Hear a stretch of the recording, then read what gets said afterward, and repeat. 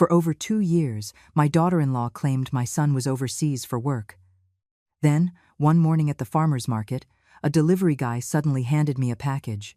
"Are you Matthew's mother? This is yours now. Open it when you are alone." What was inside that package made my blood boil. It was a Thursday. I remember because Thursdays are when I head down to the downtown farmer's market to buy my vegetables for the week. I was carrying my brown canvas tote, the exact same one I had been using for 15 years, and I had just haggled the price down to $3 for a pound of tomatoes when I felt a hand on my shoulder. I turned around and saw a young guy, no older than 25 years old, wearing a courier uniform and holding a medium-sized box in his hands. He was sweating, looking like he had run to catch up with me. "Mrs. Martha Davis?" he asked, practically out of breath. "Yes, that is me," I replied, feeling confused. Nobody ever sent me packages. My kids never sent me anything, much less since Matthew was supposedly living in Dubai. The young man held out the box to me. It was plain brown cardboard, sealed with clear packing tape, and felt pretty light.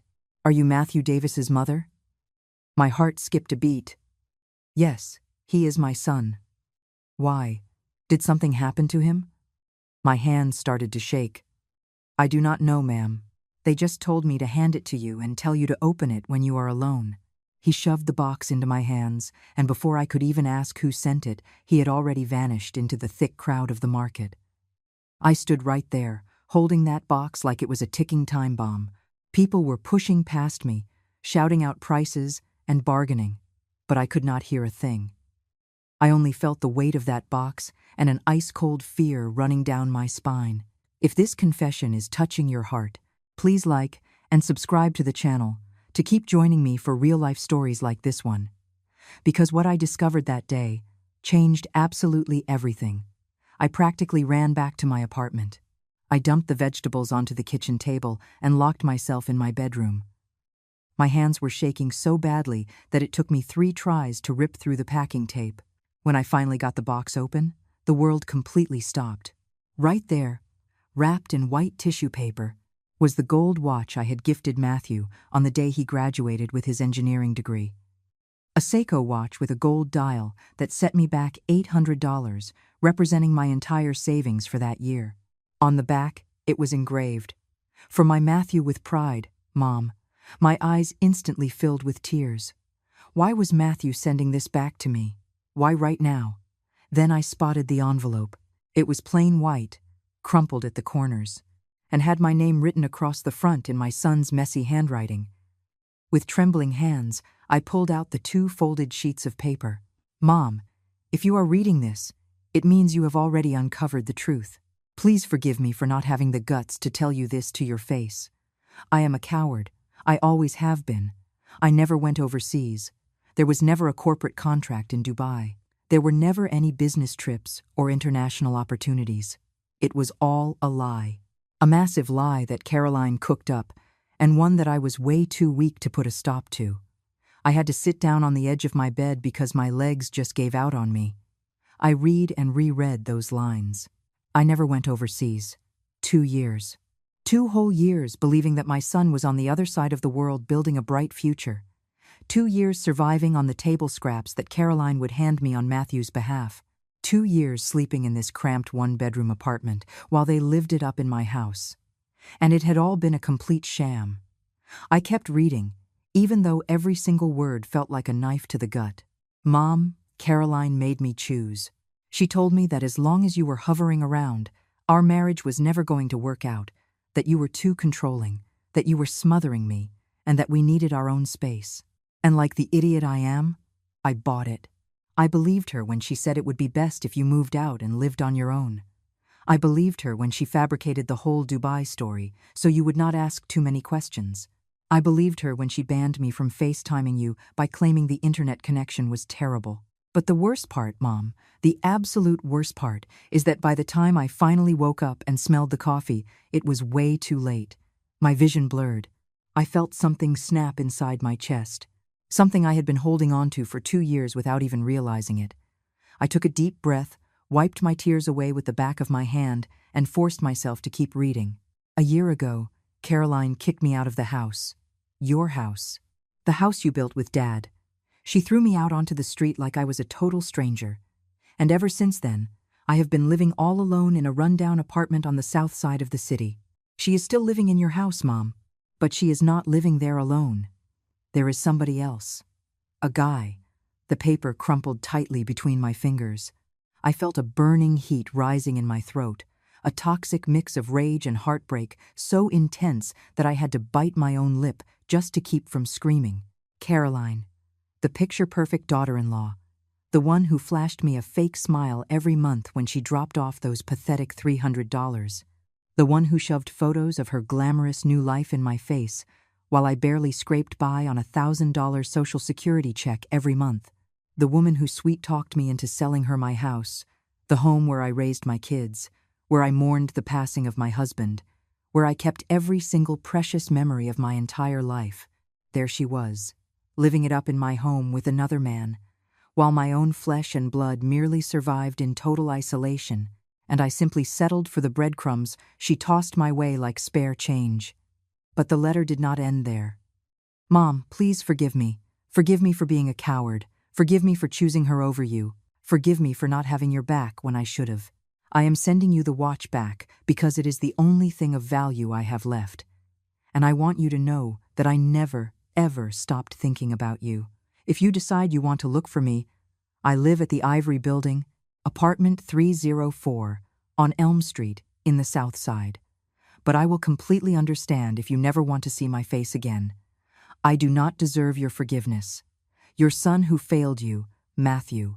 I let the letter drop to the floor. The silence inside my bedroom became absolutely deafening. I stared at the gold watch shining on top of my bed cover.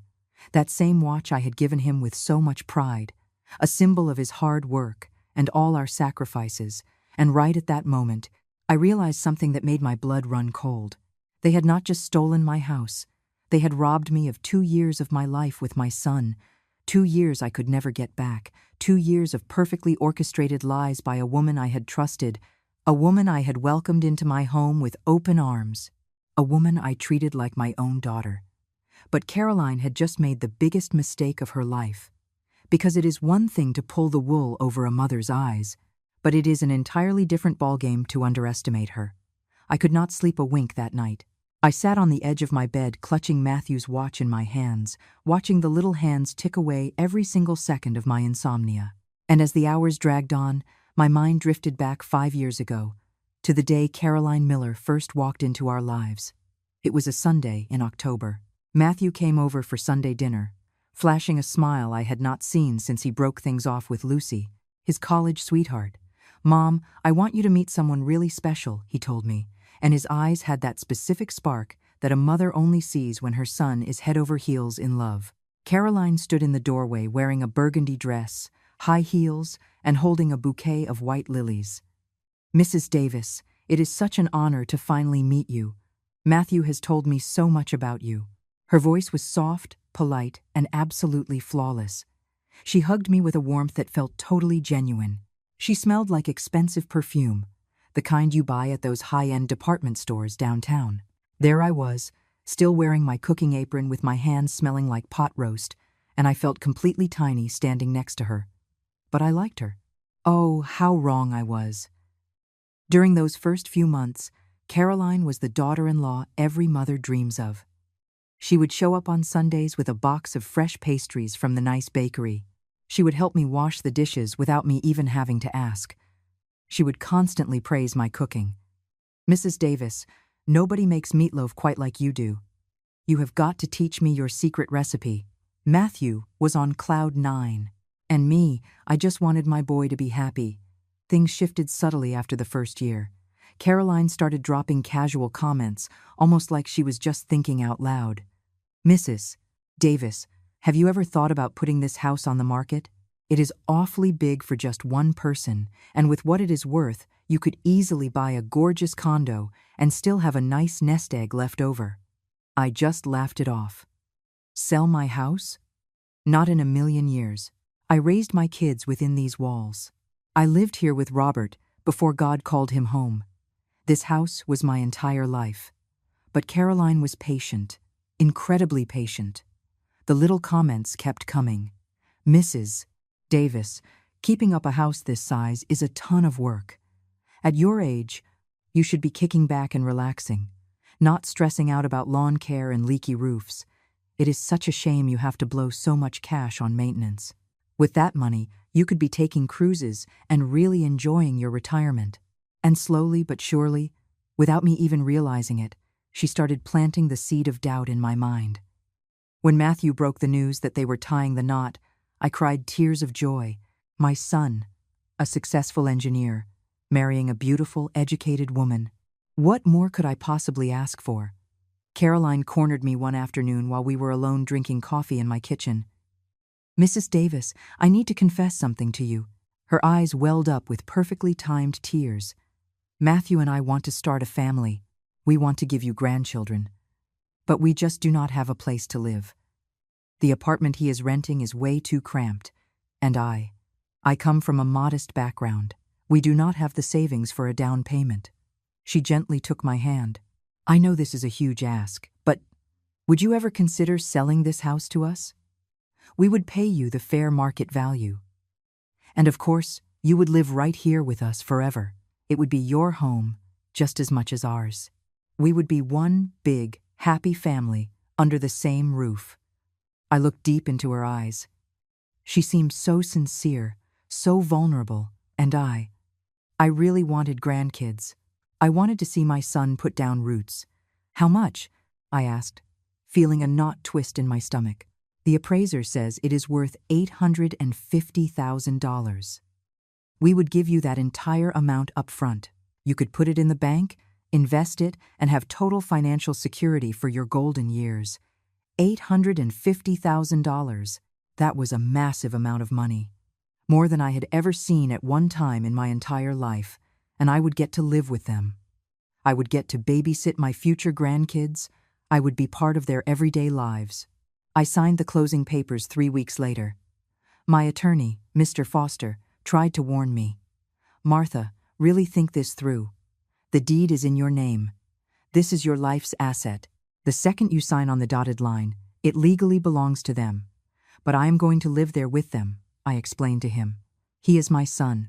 I trust him completely. Mr. Foster just shook his head, but he kept his mouth shut. The wedding was an absolute spectacle. Caroline wanted a night to remember. And silly me, I wanted to give her exactly what she wanted. I blew $320,000 of the money they had paid me for the house.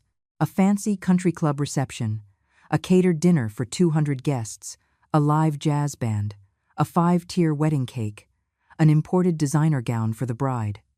Mrs. Davis, you are an absolute angel. You are the mother I always dreamed of having. Caroline gushed while we were cake tasting at the most expensive bakery in town. Matthew hugged me tight on his wedding day. Thanks for everything, Mom. Thanks for giving us this, and for letting her move into your house. I mean, our house. Our house. Those words sounded so sweet back then. They taste like pure ash in my mouth now. The first 6 months of living together were tolerable. I cooked the meals, kept my bedroom spotless, and tried my best to stay out of their hair. Caroline kept up the polite act, though I definitely noticed she stopped offering to dry the dishes. She stopped bringing over fresh pastries.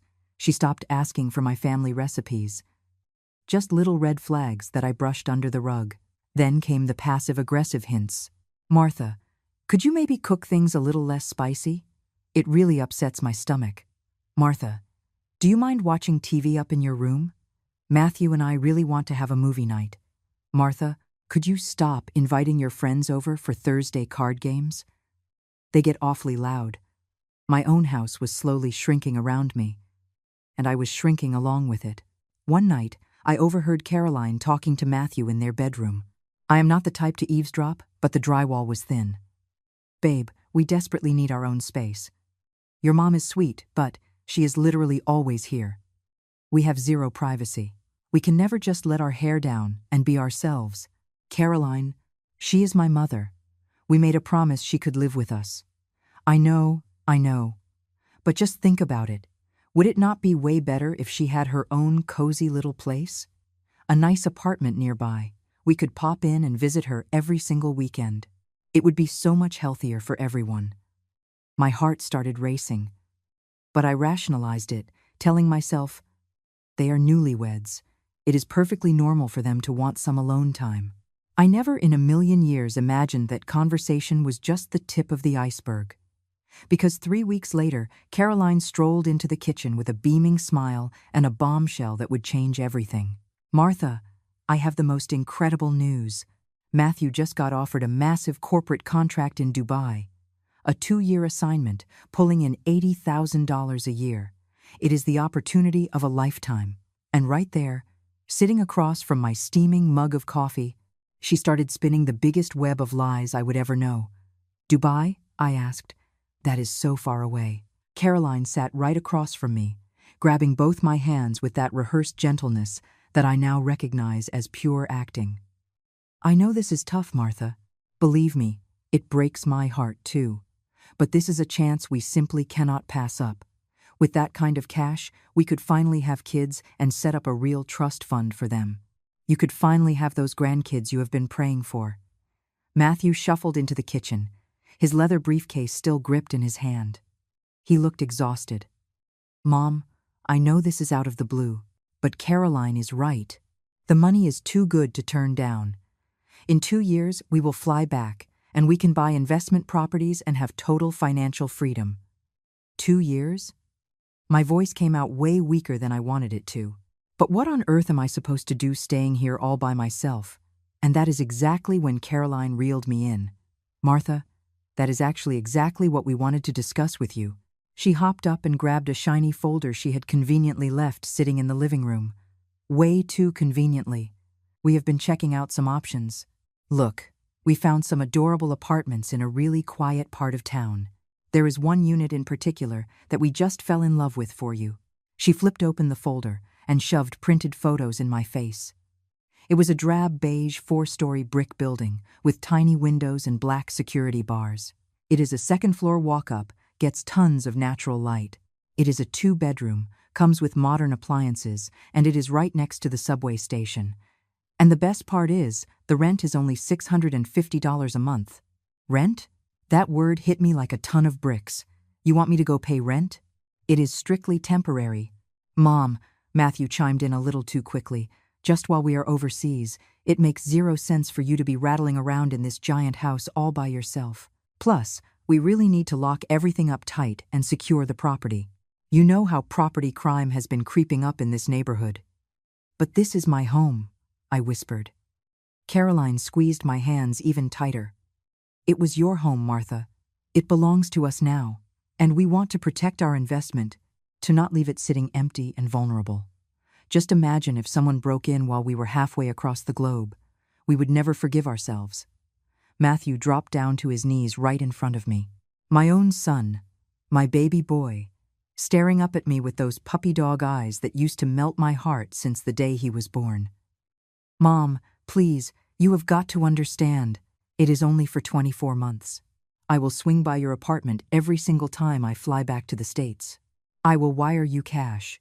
You will not want for anything. I felt the walls of my own kitchen closing in on me. I wanted to scream no. I wanted to yell that they were kicking me to the curb. But I looked at Matthew. I saw his big dreams, his bright future, and when is your flight? Was the only thing I could manage to choke out. In 3 weeks, Caroline answered, and I could have sworn I saw a flash of pure triumph sparkle in her eyes. But it vanished so fast I figured my mind was just playing tricks on me. Those next 20 days were a complete blur. Caroline helped me box up my life. Or rather, she dictated what made the cut and what got left behind. Martha, this recliner is never going to fit in the new living room. Why do we not just keep it here? You can always plop back down in it when we move back. The very recliner where Robert had gotten down on one knee. This china set is way too massive for just one person. 6 plates should be plenty, right? The fine china my mother had passed down to me, a 12-piece set of authentic French porcelain. The family portraits should probably stay put in the living room. That way the house still looks lived in and not completely abandoned. My photos. The snapshots from my wedding day with Robert. The baby pictures of Matthew. My own parents. Piece by piece, I was leaving fragments of my soul in a house that no longer had my name on the deed. The day the moving truck pulled up, it poured down rain, almost like the heavens knew exactly what was happening. Two guys that Caroline had hired hauled my few meager boxes into the back of a moving van. Everything I had to show for 67 years on this earth fit neatly into 8 cardboard boxes. Matthew wrapped his arms around me on the front porch. "I am so sorry, Mom. I swear we will all be back together before you know it." I could not even choke out a response. There was a lump the size of a golf ball lodged in my throat. That apartment across town was exactly what the brochure promised. Cramped, basic, and totally devoid of character. The stark white walls had damp water stains creeping up the corners. The cheap linoleum floor echoed every time I took a step.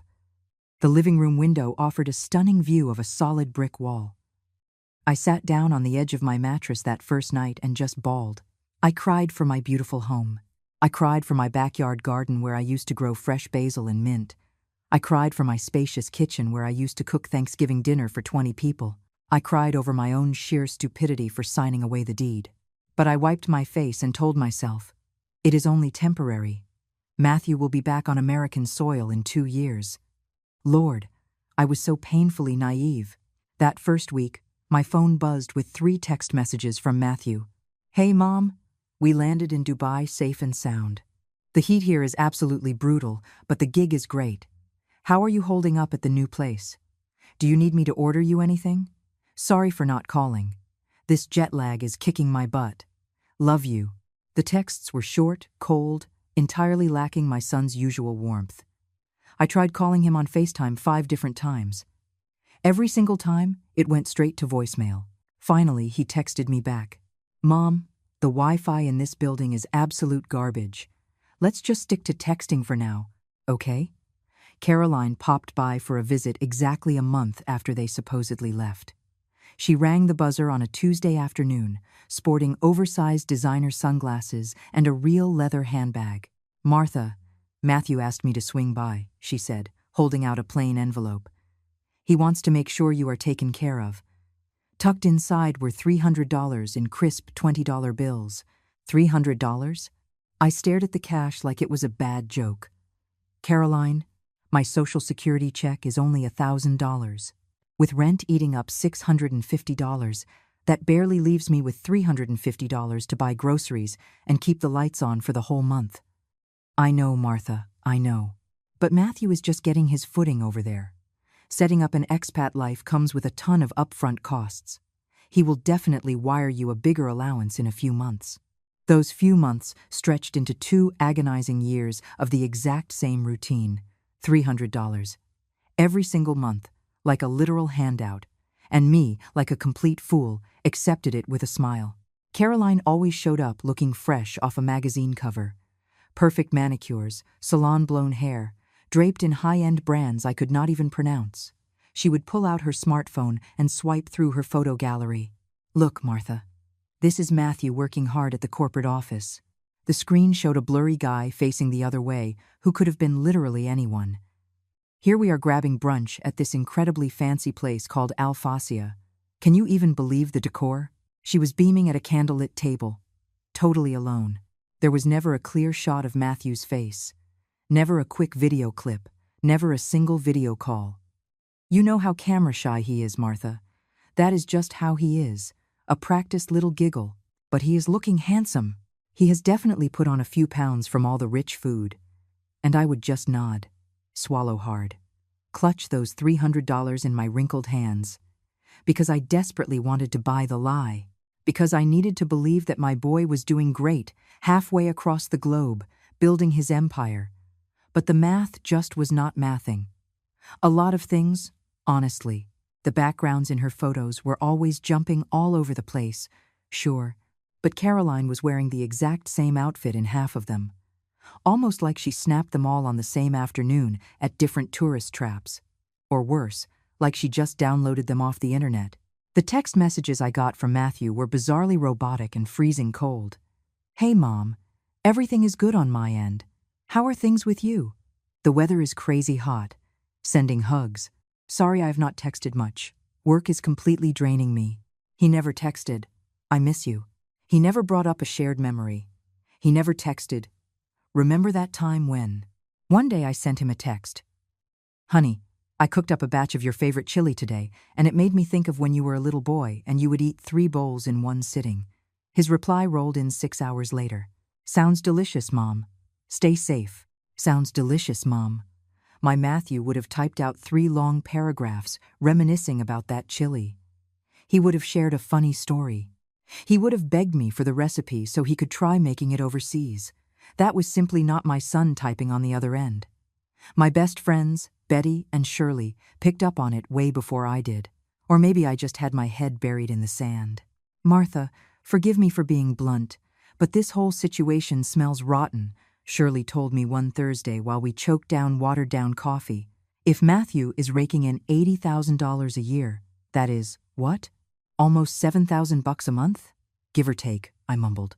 "And he is wiring you $300 a month? $3,600 a year? That is barely a drop in the bucket compared to his salary." Shirley stared me dead in the eye. "Where is all that extra cash going? They are putting it in savings for." "For what, Martha?" Betty slammed her coffee mug down harder than she needed to. "That girl struts in here, carrying purses that cost more than 6 months of your rent. She drops $100 on a manicure. She gets her hair blown out every single week. Does that look like somebody who is pinching pennies and saving up?" I had no idea what to say. But the straw that finally broke the camel's back came from the most unlikely source. Mrs. Henderson, the nosy neighbor who lived directly across the street from my old house. I bumped into her at the grocery store 3 weeks before that package arrived. She was lugging her grocery bags and nearly dropped them when she spotted me. "Oh my goodness, Martha Davis, what a surprise to see you in this neck of the woods. You never swing by the old neighborhood anymore, do you?" "No, Mrs. Henderson. I moved across town." I know. Such a crying shame, right? After how beautifully you maintained that yard." She leaned in close, dropping her voice to that hushed whisper gossips use when they are about to spill the tea. "And is your boy still working overseas?" "Yes, in Dubai." Mrs. Henderson scrunched up her face. She glanced left and right. She leaned in even closer. "Oh, honey, I hate to stick my nose where it does not belong, but I never actually saw your son at the airport."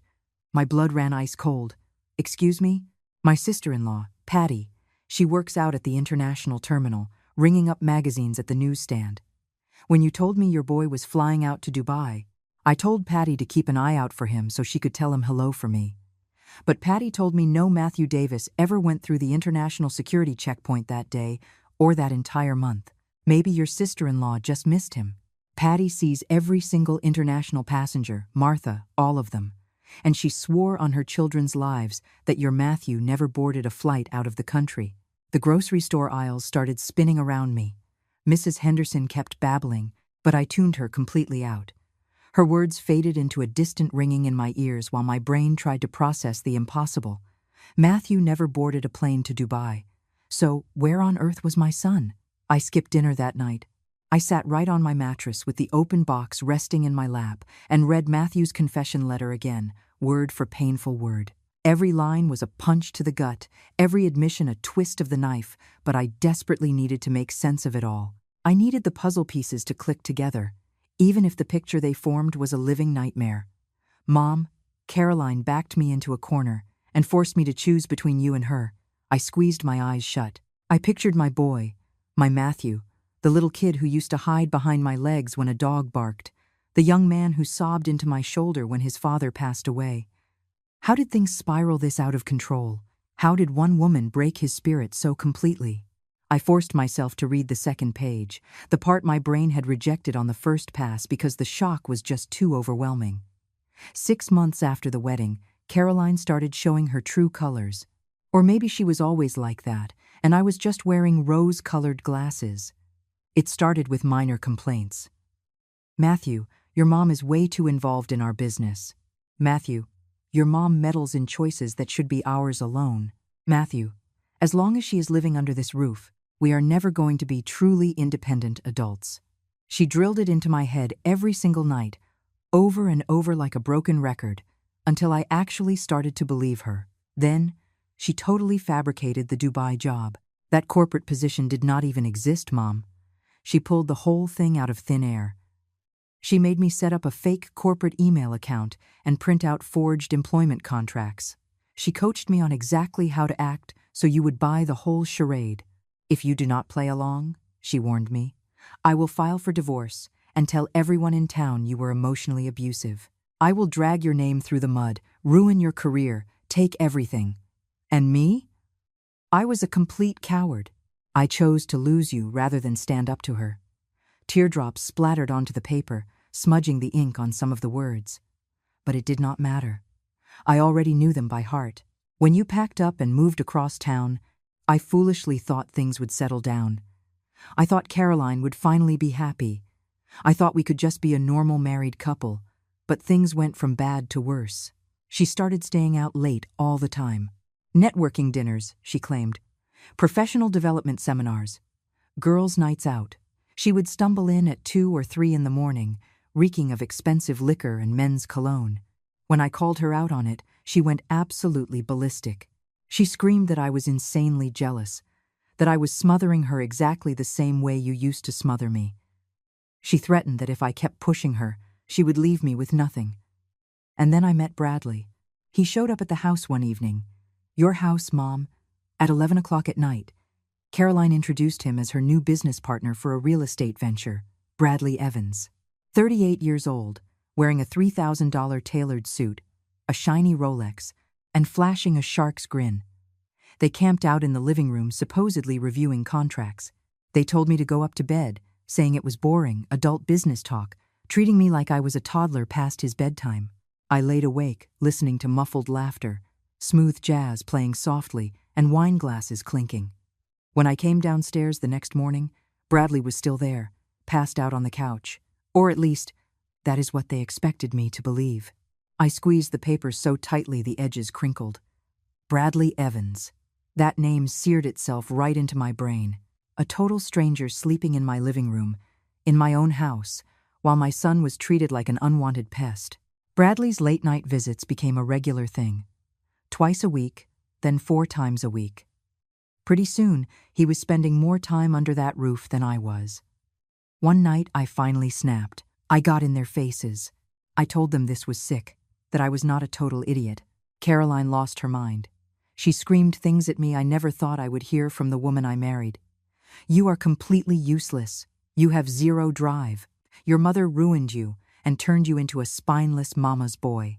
Bradley is more of a man on his worst day than you will ever be in your entire life. Bradley just sat back and chuckled. He poured himself another glass of my bourbon and smirked at me. Take a breath, champ. We all know exactly where you stand in the pecking order. The very next morning, I found all my belongings packed into garbage bags sitting by the front door. Get out, Caroline ordered me.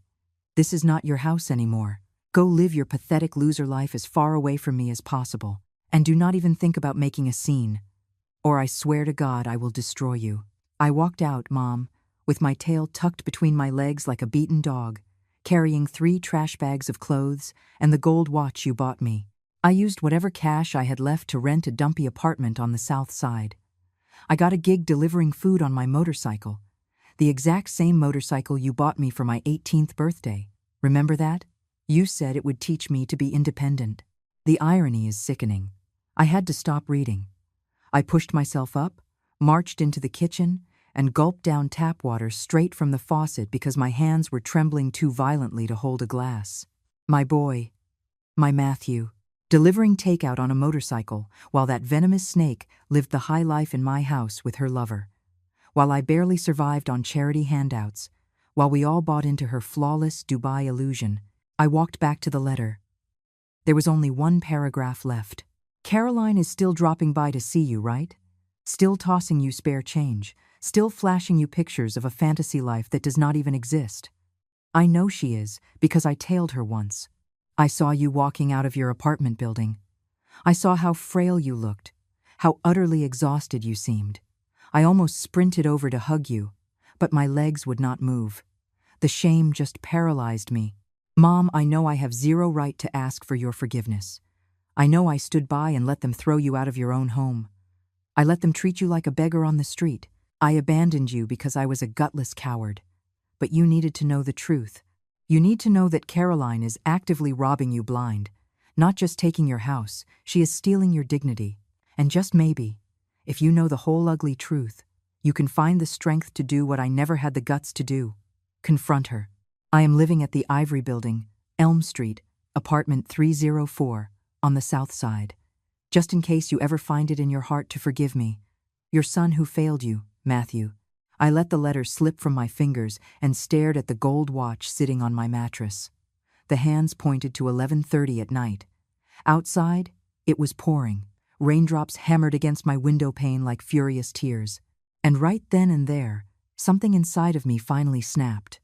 It was not a quiet, defeated break. It was not a feeling of resignation. It was something scorching hot, a blazing fire shooting straight up from my gut into my chest. Unadulterated, primal rage. Caroline had stolen my home, drained my bank account, and robbed me of 2 years of my life. But the ultimate sin, the one thing I could never forgive, was that she had taken my son from me. She had manipulated him, humiliated him, completely broken his spirit. And then she had used me as her personal ATM while parading around like royalty in my house with another man. I stood up. I yanked open my nightstand drawer. I pulled out the little notepad where I kept track of my meager grocery budget. And on a blank page, with a shaky but fiercely determined hand, I wrote down, Caroline Miller. Mistake number 1 was underestimating me. Mistake number 2 was messing with my boy. Mistake number 3 was assuming a 67-year-old woman has no fight left in her. I ripped the page out, slapped it right onto my bedroom mirror, and stared myself dead in the eyes. The submissive Martha, who blindly signed away her house out of love, was dead and gone. The woman staring back was a furious American mother on the warpath. And let me tell you, Caroline, there is nothing on God's green earth more dangerous than that. I woke up the next morning driven by a fierce sense of purpose I had not felt in over 2 years. It was not a feeling of hope. It was colder, highly calculated, pure determination. My gut reaction was to grab my cell phone and dial Matthew's number, to scream at him, demand answers, to march right up to my old front door and cause a massive scene with Caroline in front of all the neighbors, to drag her by her perfectly styled hair, chunk by chunk. But I stopped myself, because women like Caroline are master manipulators who know exactly how to flip the script. They know how to play the victim card. They know how to weaponize your own anger against you. And I had watched enough true crime shows to know that acting on impulse only gives the bad guy the upper hand. No. If I was going to take this woman down, I needed hard evidence. I needed heavy artillery. I had to become something I had never been before, a private investigator. I pulled an old spiral notebook out of my drawer. On the very first page, I wrote the word plan in bold letters. And right below it, with handwriting that started out shaky but grew firmer with every single word, 1. Track down Matthew. Confirm he is alive and see where he is actually staying. 2. Stake out the house. Figure out exactly who is living under that roof. 3. Gather the receipts, photos, witnesses, paper trails. 4. Only strike when the trap is fully set. I snapped the notebook shut. I grabbed the $300 Caroline had handed me the previous month. Dirty money, but it was going to fund my mission. I walked out the front door with a score to settle. The Ivory Building on Elm Street was impossible to miss. It was a depressing mustard-yellow 5-story brick building, with cramped fire escapes doubling as laundry lines and dead potted plants scattered everywhere. A far cry from a luxury expat lifestyle in Dubai. I posted up on the opposite street corner, pretending to scroll through my phone. My heart was pounding so hard against my ribs, I could feel my pulse throbbing in my temples. What if Matthew was not actually in there? What if the letter was just another twisted lie? And then, I saw him. He dragged himself out of the lobby doors at 10:30 in the morning. He was wearing faded, ripped jeans, a wrinkled white t-shirt, and a beat-up baseball cap. He had a motorcycle helmet tucked under his arm. I almost screamed his name. I almost bolted across the street to throw my arms around him. But my feet stayed glued to the concrete, because that man was not my Matthew. I mean, it was him, but he was completely shattered. He was bone-thin, with dark, sunken circles under his eyes that I could spot from across a busy intersection. His shoulders were slumped forward like he was carrying the weight of the entire world. He kept his eyes glued to the pavement, walking with that heavy aura of defeat you only see in men who have completely thrown in the towel. The tears burned the corners of my eyes, but I swallowed them down. Now was not the time to fall apart. I tailed him. I kept my distance, ducking behind newspaper stands, mothers pushing strollers, street lamps. I felt totally ridiculous, a 67-year-old woman playing spy games in broad daylight. But it worked. Matthew trudged 3 blocks down to a tiny, cracked asphalt lot where a bunch of motorbikes were parked. He fished a set of keys out of his pocket. He unlocked a bright red moped plastered with a food delivery app logo. The exact same moped I bought him on an installment plan for his 18th birthday. The one I worked 2 part-time jobs for 12 months just to pay off. He strapped on his helmet, kicked the engine to life, and zipped off. I just stood there on the sidewalk, watching my son disappear into the heavy downtown traffic to deliver burgers and tacos to total strangers. The son I put through a 4-year university, the engineer who graduated at the top of his class, the bright-eyed kid who swore he would always make me proud, reduced to scraping the bottom of the barrel because a monster in designer heels chewed him up and spit him out. I dragged myself back to my apartment on shaky legs, but I did not shed a single tear. Not anymore. Crying was a luxury I could no longer afford. I needed to strategize. That night, I picked up the phone and dialed Betty. "Betty, I need a huge favor, and I mean a big one." Betty showed up at my door with Shirley less than 20 minutes later. I laid it all out for them, the anonymous package, the confession letter, the imaginary Dubai job, Matthew hauling takeout on his moped, and Caroline shacked up in my house with a strange man. Betty grabbed both my hands. "Martha, honey, we need to march straight to the police station. This is grand larceny." "Not yet," I replied, honestly shocking myself with how steady my voice sounded. "First, I need to see with my own 2 eyes what the hell is going on inside that house. Who is this Bradley guy? What exactly are they doing?" Shirley frowned. "And how exactly do you plan on getting past the front door?" "Caroline would spot you from a mile away." That is exactly when the light bulb went off. I am not going to march up to that door alone. All 3 of us are going, disguised as door-to-door saleswomen. Betty burst out laughing. "Saleswomen? Selling what?" "Makeup, cleaning supplies, vacuums, who cares? People always crack the door open for sales reps, especially 3 harmless old ladies." A bitter smile spread across my face. "Nobody ever suspects 3 little old ladies." Shirley shook her head, but she was grinning ear to ear. "Have you lost your damn mind, Martha?" "No, I am just done playing the victim." 2 days later, on a Tuesday right around 11 in the morning, Betty, Shirley, and I strolled down my old suburban street. Betty was hauling a plastic bin full of cheap, all-purpose cleaners she grabbed at the dollar store. Shirley was clutching a fake binder full of skincare products we printed out at the local library. I had a clipboard and a ballpoint pen. We were all dressed in drab cardigans and modest slacks. We looked exactly like what we were pretending to be, desperate saleswomen trying to hustle a few bucks. My heart was hammering against my ribcage when we finally stopped in front of my property. My home, the brick walls I had painted by hand, the flower beds I had tended for 3 decades, the heavy oak front door that Robert and I hung together on a sunny afternoon in May. Shirley pressed the doorbell. We waited. 30 seconds that stretched out into 30 years. The heavy oak door swung open, and there stood Caroline. But this was not the flawless, perfectly polished Caroline who dropped by my apartment every month. This Caroline had messy, unbrushed hair. She was wrapped in a champagne-colored silk robe that barely reached her knees. 0 makeup. Barefoot. She smelled like expensive perfume mixed with something far less innocent. "Can I help you?" she asked, dripping with that annoyed, entitled tone rich people use when the hired help interrupts them. I kept my head down, staring at my clipboard. I let Betty do the talking. "Good morning, ma'am. We are local distributors for a brand new line of eco-friendly cleaning supplies. Could we steal just 1 tiny minute of your time to show you our catalog?"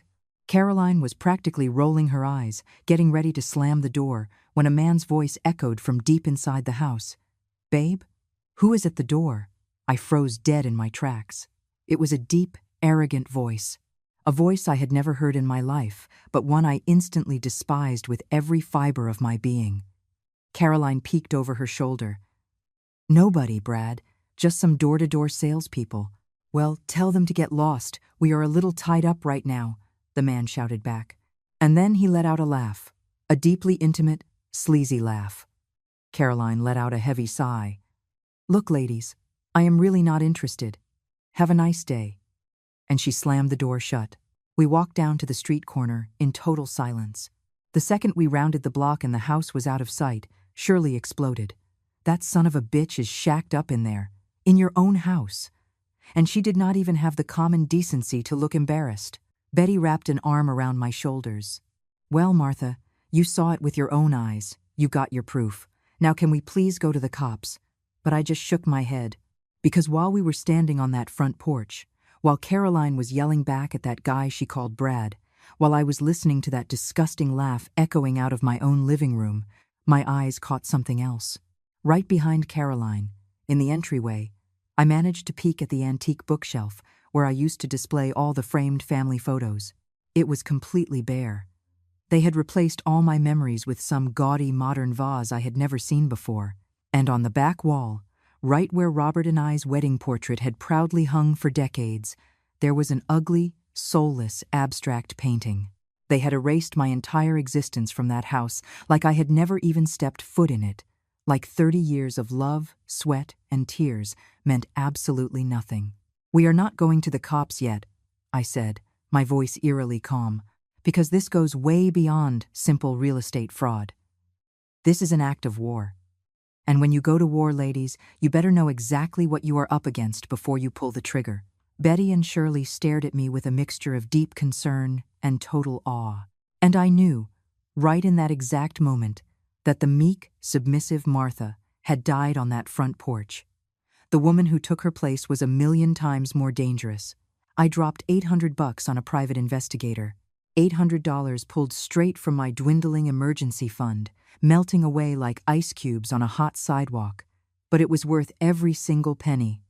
I found Mr. Bernard Owens in the classified section of the local paper. Discreet investigations, family matters, infidelity, corporate fraud. His office was a cramped, stuffy room on the 3rd floor of a rundown commercial building downtown. A cheap metal desk, 2 folding chairs, a dented filing cabinet, and a ceiling fan that squeaked on every rotation. But the second I laid out my story, his eyes lit up with that specific spark guys get when they smell a massive injustice. "Mrs. Davis," he said, jotting down frantic notes on a yellow legal pad. "This is not just a case of an unfaithful spouse. This is a full-blown hostile takeover of your assets. And if what you are telling me checks out, this woman has committed several major felonies. Can you help me nail her? I can get you the receipts, photographs, bank records, character witnesses. But I need 2 straight weeks and $800 up front to cover my retainer." I handed him the stack of cash without a single tremor in my hand. It was half of everything I had left to my name, but I had already crossed the point of no return. I lived in absolute purgatory for those 2 weeks. Every time the phone rang, I jumped out of my skin. Every footstep in the hallway put me on high alert. I lost 7 pounds. I could not sleep. Betty had to practically force-feed me, constantly reminding me, "Martha, you have to keep your strength up for the main event." Caroline paid me her usual visit on the 10th of the month. She waltzed in with her trademark fake smile, fresh coral nail polish, and her little envelope stuffed with $300. "Martha, how have you been?" She kissed my cheek. Her perfume made my stomach churn violently. I had to bite my tongue so hard I almost tasted blood. Play the part, fake the smile, take the charity. "Oh, doing all right, sweetie, just taking it one day at a time." She whipped out her phone to show me the latest batch of lies. Caroline lounging on a yacht. Caroline tanning on a white sand beach. Caroline wearing ridiculously oversized designer shades. Always flying solo. "And how is my Matthew doing?" I asked, sounding like a programmed robot. "Oh, grinding away, but he is loving it. He says they might be able to fly back for a quick visit soon." Liar. You absolute, psychotic liar. The second she walked out my front door, I ran to the bathroom and threw up. Not out of heartbreak. Out of pure, unfiltered disgust. Mr. Owens called me 13 days later. Martha, we need to meet up right now. I hit the jackpot. We met at a busy diner across town. Owens slid into the booth carrying a thick manila folder. He slapped it down on the formica table with a heavy thud. Brace yourself, he warned me. He flipped the folder open, and my entire world blew up in my face. The very first photograph showed Caroline and Bradley Evans strolling into a sleazy motel on the edge of town. She was wearing dark sunglasses. He was in a sharp gray suit. The digital timestamp in the bottom corner read, March 18, 2023. Exactly 4 months before she walked down the aisle with your son. They were already sleeping together before she even bought the wedding dress, Owens stated, his voice devoid of any emotion. There were more photos, dozens of them. Caroline and Bradley dining at 5-star steakhouses, catching a movie, sneaking out of high-rise condos, making out in a parking garage. The timeline was completely devastating. Every single picture was taken either right before the wedding or while she was actively married to Matthew. This guy, Owens pointed a thick finger at Bradley in a shot where he was stepping out of a black BMW. His name is Bradley Evans, 38 years old. He pitches himself as a high-end real estate developer, but the guy is a professional con artist. He already has 2 active lawsuits against him for real estate fraud. My heart was hammering against my ribs so hard I felt dizzy. Owens started pulling out legal documents. Now, this is where it gets really juicy. Bradley and Caroline actually crossed paths at a real estate investment seminar 3 whole years ago. That is exactly where they hatched this entire plot. Hatched what plot? The hit job on your son, and on you. Owens spread out a stack of printed papers. They were direct text message transcripts between Caroline and Bradley. Data recovered from a backup hard drive that Owens had magically gotten his hands on. I started reading, and every single word dripped with pure venom. Caroline, I finally talked the old bat into selling the property. Manipulating old ladies is way easier than playing guys lol. Bradley, what is the appraisal at? Caroline, $850K. But the lot itself is worth double that. Gentrification is hitting that block hard. Give it 5 years, and we can easily flip it for $2 million. Bradley, perfect, babe. Just put a ring on the idiot. Drain the equity from the mom, wait 2 years, and file for divorce. The deed goes straight to you in the settlement. Caroline, what if the spineless loser refuses to sign the divorce papers? Bradley, you boot him out. You make his daily life a living hell. File a fake domestic abuse claim if you have to. I have sharks for lawyers who owe me massive favors. I had to squeeze my eyes shut. I took a massive breath. I willed myself not to pass out right into my coffee cup. Keep reading, Owens ordered gently. Caroline, the old bag finally moved into the dump across town. I toss her $300 a month to keep her quiet. She genuinely thinks Matthew is working out in Dubai, lol. Bradley, you are a straight-up psychopath. It is such a turn-on. Caroline, I finally kicked Matthew to the curb. He cried like a little girl. Totally pathetic. Bradley, what if he grows a spine? What if he blabs to the cops? Caroline, he will not say a word. He is a total coward. Plus, I have him completely by the balls. Owen slid another piece of paper across the table. This is the nail in the coffin, Martha. It was a bank loan agreement. A massive personal line of credit for $45,000, taken out under the name Matthew Davis, signed with his forged signature. Using my house as the primary proof of residence, Caroline took out this loan 8 months ago, Owens explained. She forged your son's signature on the dotted line. She used his old bank statements and utility bills from when he was still living there. The bank rubber-stamped the cash advance because the paperwork looked flawless on the surface. But why on earth did she need a $45,000 loan? Owens flashed a grim smile. Because Bradley is up to his eyeballs in debt. He owes 3 different banks and 2 loan sharks a ton of cash. Caroline used that loan to bail him out. The master plan was incredibly simple. Squeeze every last drop of cash out of your son's credit, take the house free and clear in a brutal divorce settlement, and flip the property in a few years for a massive payout. And what about Matthew? They were going to leave Matthew to rot in the gutter. Saddled with 45 grand in debt he has to pay back.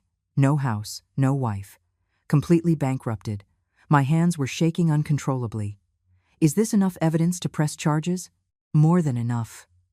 We are looking at wire fraud, forgery, grand larceny.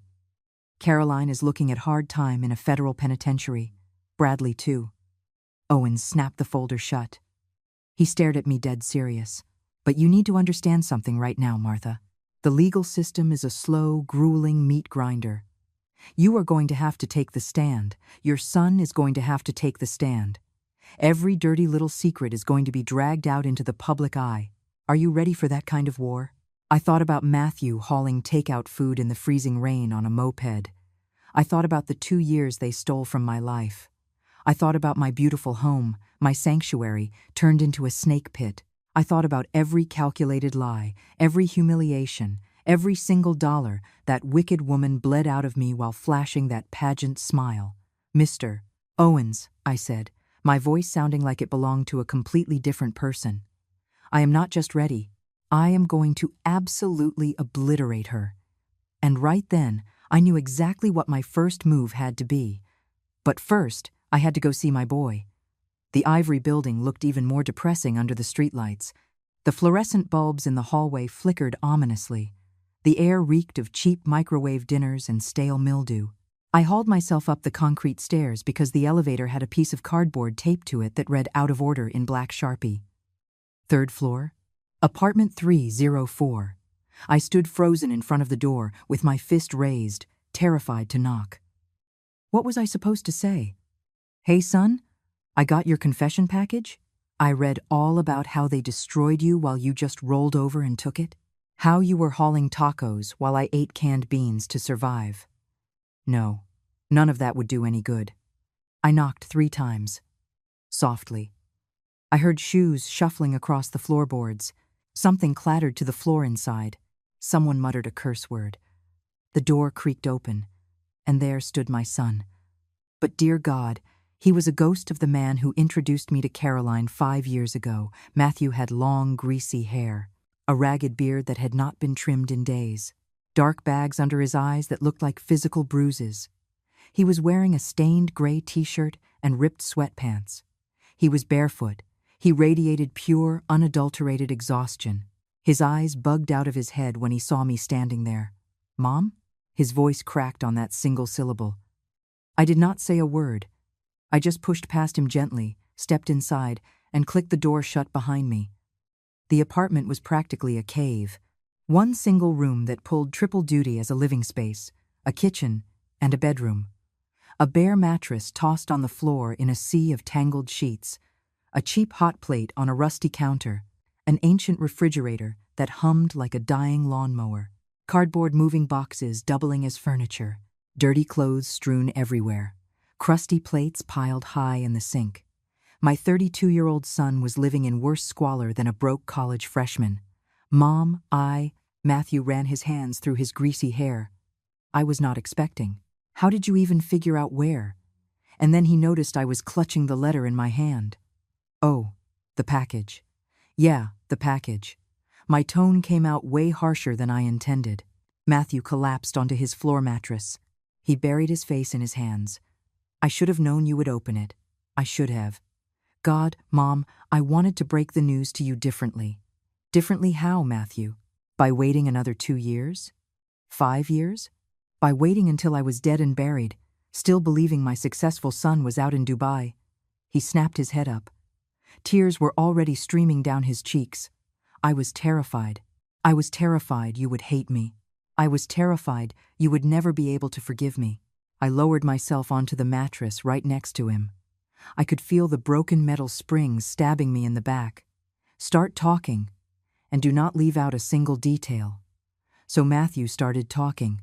He broke down exactly how Caroline had targeted him with perfectly engineered affection, how she did a deep dive into our family history before she ever even accidentally bumped into him, how she knew right off the bat that I owned that house free and clear, that it was sitting on prime real estate, and that it was my only financial safety net.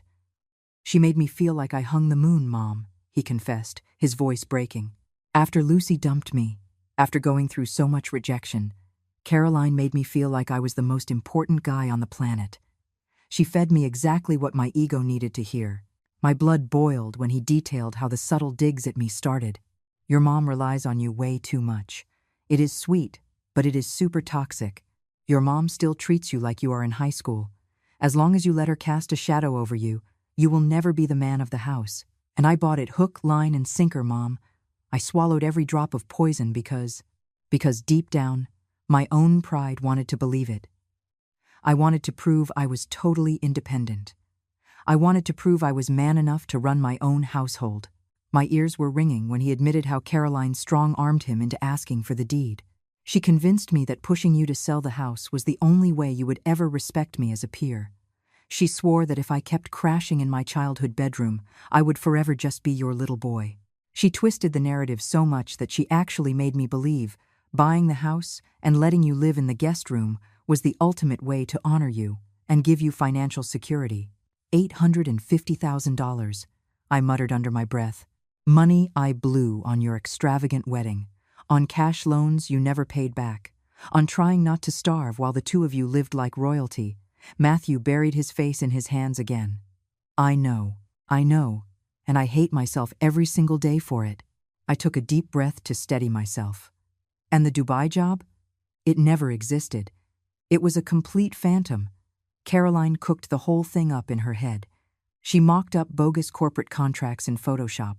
She registered a fake domain name for the email addresses. She literally directed me like an actor on a movie set, so I would feed you all the right lines. He let out a hollow, bitter laugh. She even stood behind me while I practiced in the bathroom mirror, making sure my facial expressions looked convincing enough when I broke the news to you. But why, Matthew? Why did you go along with it? Why did she threaten you? His voice dropped to a barely audible whisper. She told me that if I did not play ball, if we did not force you out of the house with a bulletproof excuse, she would pack her bags and file for divorce. And that was not all. She threatened to hit me with a restraining order for domestic violence. She promised to obliterate my professional reputation. She swore she would tell everyone in our social circle that I was physically and emotionally abusive. A cold chill ripped through my body. I never laid a finger on her, Mom. I swear on my life. But she made it crystal clear that the truth did not matter. People would immediately take her side over mine. One fake police report, and my engineering license would be revoked. My entire life would go up in smoke. So you decided to let her ruin my life instead. Matthew let out a gut-wrenching sob. It sounded completely raw and animalistic. Yes, and I have to live with that sickening guilt for the rest of my life. He walked me through the first few months after I packed up and left. How Caroline did a complete 180 the second I walked out the front door. She completely stopped cooking. She stopped cleaning the house. She started hitting the clubs every single night and would not drag herself home until the sun came up. She blew through cash on designer clothes, 5-star dinners, and luxury hotels. When he confronted her about where the money was coming from, she lied and said it was her personal savings. But I knew damn well she did not have a dime in savings, so I dug through the bank statements. Matthew stood up, rooted through a cardboard box in the corner, and pulled out a crumpled manila folder. He handed it to me. Inside was a stack of bank records, wire transfers, and massive ATM withdrawals, all tied to a joint account, but packed with transactions he had never authorized. Caroline had full access to my checking account because I handed over the debit card the day we got married. Blind trust, right? He laughed bitterly. She was draining the account dry every week. $1,000 here, $2,000 there. By the time I actually looked at the balance, she had siphoned out $18,000. Good Lord. And when I finally cornered her, when I started screaming, when I threatened to call the cops on her, Bradley casually walked through the front door. The way Matthew spat out that name was laced with so much pure hatred it actually scared me. Bradley is everything I am not. Tall, built, loaded, totally arrogant. He strutted into our house like his name was on the deed. He poured himself a glass of my scotch. He kicked his feet up on my coffee table, and he looked me dead in the eye and said, "Buddy, your wife does not want you anymore. Just take it on the chin and walk away with whatever dignity you have left." And Caroline? Caroline just laughed. She walked over, draped her arm around Bradley's neck, and told me, "He is absolutely right, Matthew. This marriage is a joke. I need a real man in my bed, not a pathetic mama's boy." Matthew totally broke down right then and there. He sobbed harder than I had seen him cry since he was 8 years old and wiped out on his bicycle. I threw my arms around him, because even though I was absolutely furious with him, even though he had completely betrayed me, even though he picked that venomous snake over his own mother, he was still my son. He was still my baby boy, and his soul was completely shattered. They literally threw me out that very night, Mom. They shoved all my clothes into black trash bags. Bradley tossed a $50 bill at my feet and sneered. That should cover the Uber ride, like I was some homeless guy begging for change. We sat there on that filthy mattress, clutching each other and crying for what felt like hours. When we finally pulled apart, I wiped the tears off his face with my thumb, exactly like I did when he was a little boy. "Matthew, look at me." He lifted his bloodshot eyes. "You made some colossal, unforgivable mistakes." I kept my voice rock steady. "But Caroline manipulated you. She used you as a pawn. And then she destroyed you. And I am absolutely not going to sit back and let that happen. It is way too late, Mom. We lost everything." "No." A totally icy smile spread across my face. "We have not lost. Not by a long shot." I whipped out the thick file Mr. Owens had handed me at the diner. I tossed it right onto his lap. "Read this, and then you are going to help me do exactly what you should have done 2 years ago." Matthew flipped open the folder. His eyes darted over the surveillance photos, the text transcripts, the fake bank loans. And suddenly, a look washed over his face that I had not seen in months. Pure, unadulterated fury. For 3 straight days, I did not set foot outside Matthew's apartment. We barely slept, and we ate even less. But we hustled harder than we ever had in our lives. We turned that miserable studio into a literal war room. We taped photographs, bank statements, and timelines all over the peeling wallpaper. We connected the dots with red string like we were detectives in a gritty crime thriller. Every lie, every stolen dollar, every single betrayal. And while we worked, I watched my son slowly snap out of his depression. Mr. Owens knocked on the door on the 3rd day. He trudged up the 3 flights of stairs totally winded, lugging his beat-up leather briefcase and 2 massive paper bags full of takeout burgers. "Figured you two could use some fuel," he grunted, dumping the food onto the only table in the room, an upside-down plastic milk crate. We wolfed down the food in total silence. Once we finished, Owen started pulling fresh documents out of his briefcase. "Martha, Matthew, I have got an update. And honestly, it is way better than I was hoping for." We sat on the edge of the mattress like eager students waiting on a professor. First up, the sale of the property. Owens spread out the original closing documents I had signed. "This contract is riddled with massive legal loopholes. What does that actually mean?" I asked. "It means that when you put your signature on that dotted line, you did it under severe emotional duress and deliberate fraudulent misrepresentation. Caroline explicitly promised that you would reside in the home indefinitely. That condition was never met. Furthermore, he pointed a stubby finger at a tiny paragraph buried in the legalese. Right here, it stipulates that the sale was legally contingent on you maintaining a lifetime right of occupancy. That is a legally binding clause." Matthew leaned forward, his eyes wide. "So Mom still has legal rights to the house?" "Oh, it is way better than that. If we can prove in court that they forced her out using fraudulent pretenses, effectively breaching the core agreement, a judge can void the entire real estate transaction. The deed would legally revert back into your mother's name." I felt my heart skip a massive beat. "But we are going to need rock-solid witnesses," Owens continued. "People who saw them strong-arm her. People who watched them kick her out. People who can testify that they completely violated the agreement. I have got witnesses lined up right now." I shot back instantly. Betty and Shirley were by my side through the whole nightmare. They watched Caroline manipulate me in real time. Bingo. Moving on to point number 2, the adultery. Owen slapped the stack of photos onto the milk crate. Dozens of shots showing Caroline and Bradley all over each other, making out, sneaking into cheap motels. Adultery is highly relevant in at-fault divorce proceedings in this state, especially when it comes to the division of assets. When you have ironclad proof of infidelity, the cheating spouse often forfeits their claim to any assets acquired during the marriage. Matthew went completely pale. Wait, does that mean Caroline could walk away without a single dime from the house? Exactly. The property was technically purchased by the two of you during the marriage, but it was funded by your mother's equity. If we can prove fraud on the initial purchase, plus documented adultery, Caroline walks away with absolute zero. Not a single red cent. I watched Matthew process the information, watching his knuckles turn white as he clenched his fists. Point number 3, and this is the one that brings the hammer down, the fraudulent loan. Owens whipped out the bank contract, the $45,000 line of credit Caroline opened under Matthew's name.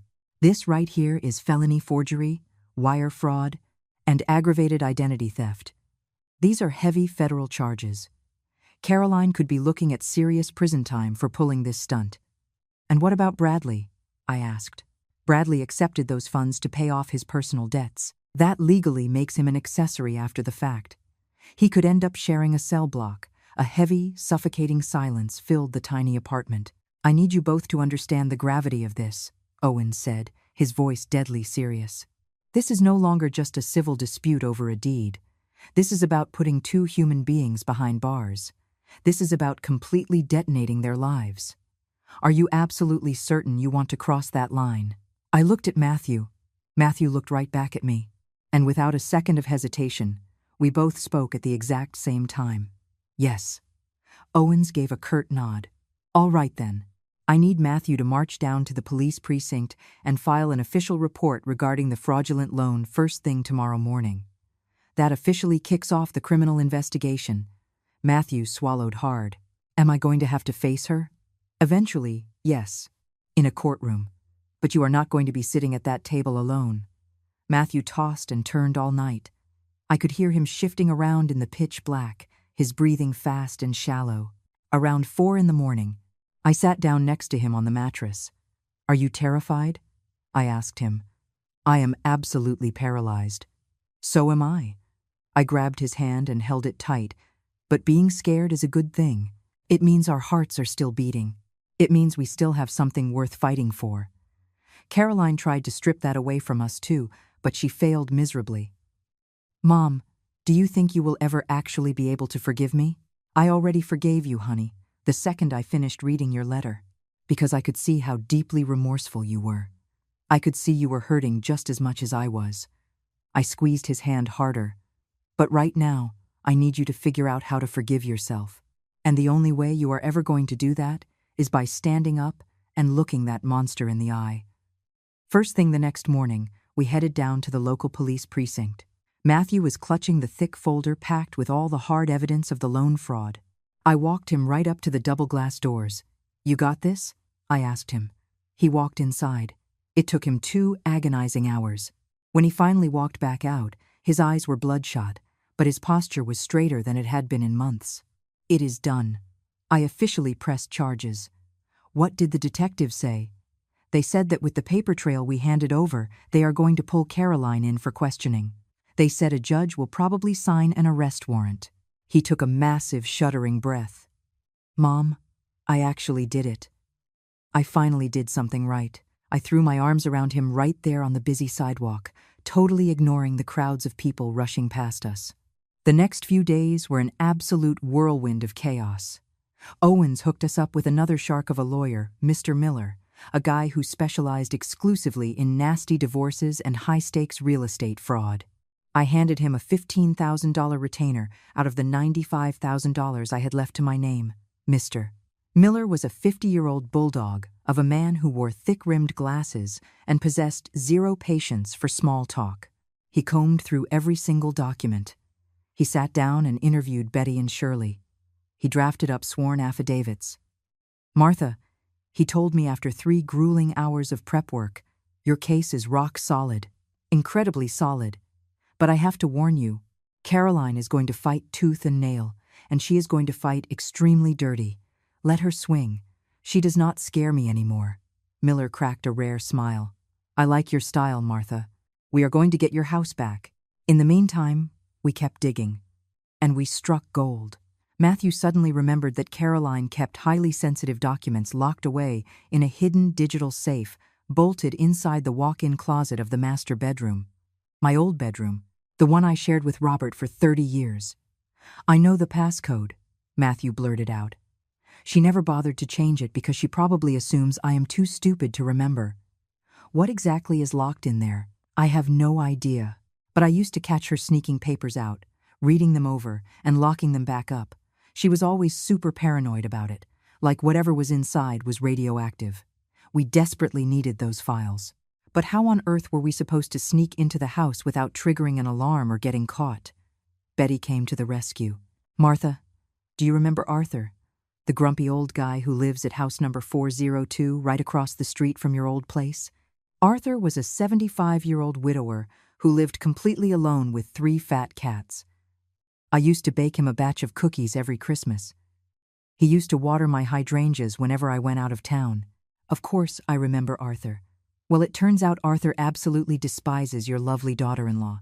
He complains that she throws loud, obnoxious parties with her new boyfriend, that they blast bass-heavy music until 3 in the morning, and that this Bradley character keeps parking his luxury SUV, blocking Arthur's driveway.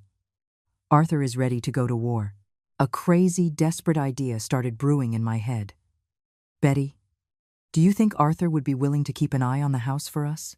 Like, text us the second Caroline pulls out of the driveway?" Betty grinned wickedly. "Martha, that grumpy old man would gladly sell his soul to screw over the people keeping him awake at night. Of course he will do it." And just like that, Arthur became our neighborhood watchdog. We sat him down and gave him the full rundown. We did not sugarcoat a single detail. When we finished the story, Arthur slammed his wrinkled fist down on his kitchen table. "That woman is an absolute parasite. Ever since she took over your place, this whole block has gone straight to hell. Count me in. Tell me exactly what you need me to do. I need to know exactly what days Caroline and Bradley leave the property, and exactly how long they stay gone." Arthur whipped out a little pocket notebook. "I already have their entire schedule memorized because they drive me up the damn wall coming and going." It turned out Arthur was a better private eye than I ever could be. He had 3 months' worth of logs. Caroline and Bradley bolted out of the house every single Tuesday and Thursday, right at 7 in the evening. They never pulled back into the driveway until well after 11. 4 solid hours. They hit up some swanky cocktail lounge downtown every Thursday, Arthur noted. "I always see them stumbling out of the Uber totally trashed." Perfect. The very next Thursday, right at 7:30, Matthew and I stood in the shadows just down the street from the property. My property. Arthur had just texted us confirmation. "They pulled out 15 minutes ago. You have got a 3-hour window minimum." Matthew pulled his old house keys out of his pocket. The keys Caroline never even bothered to ask him to hand over. She had been too arrogant to even change the deadbolts. We slipped inside.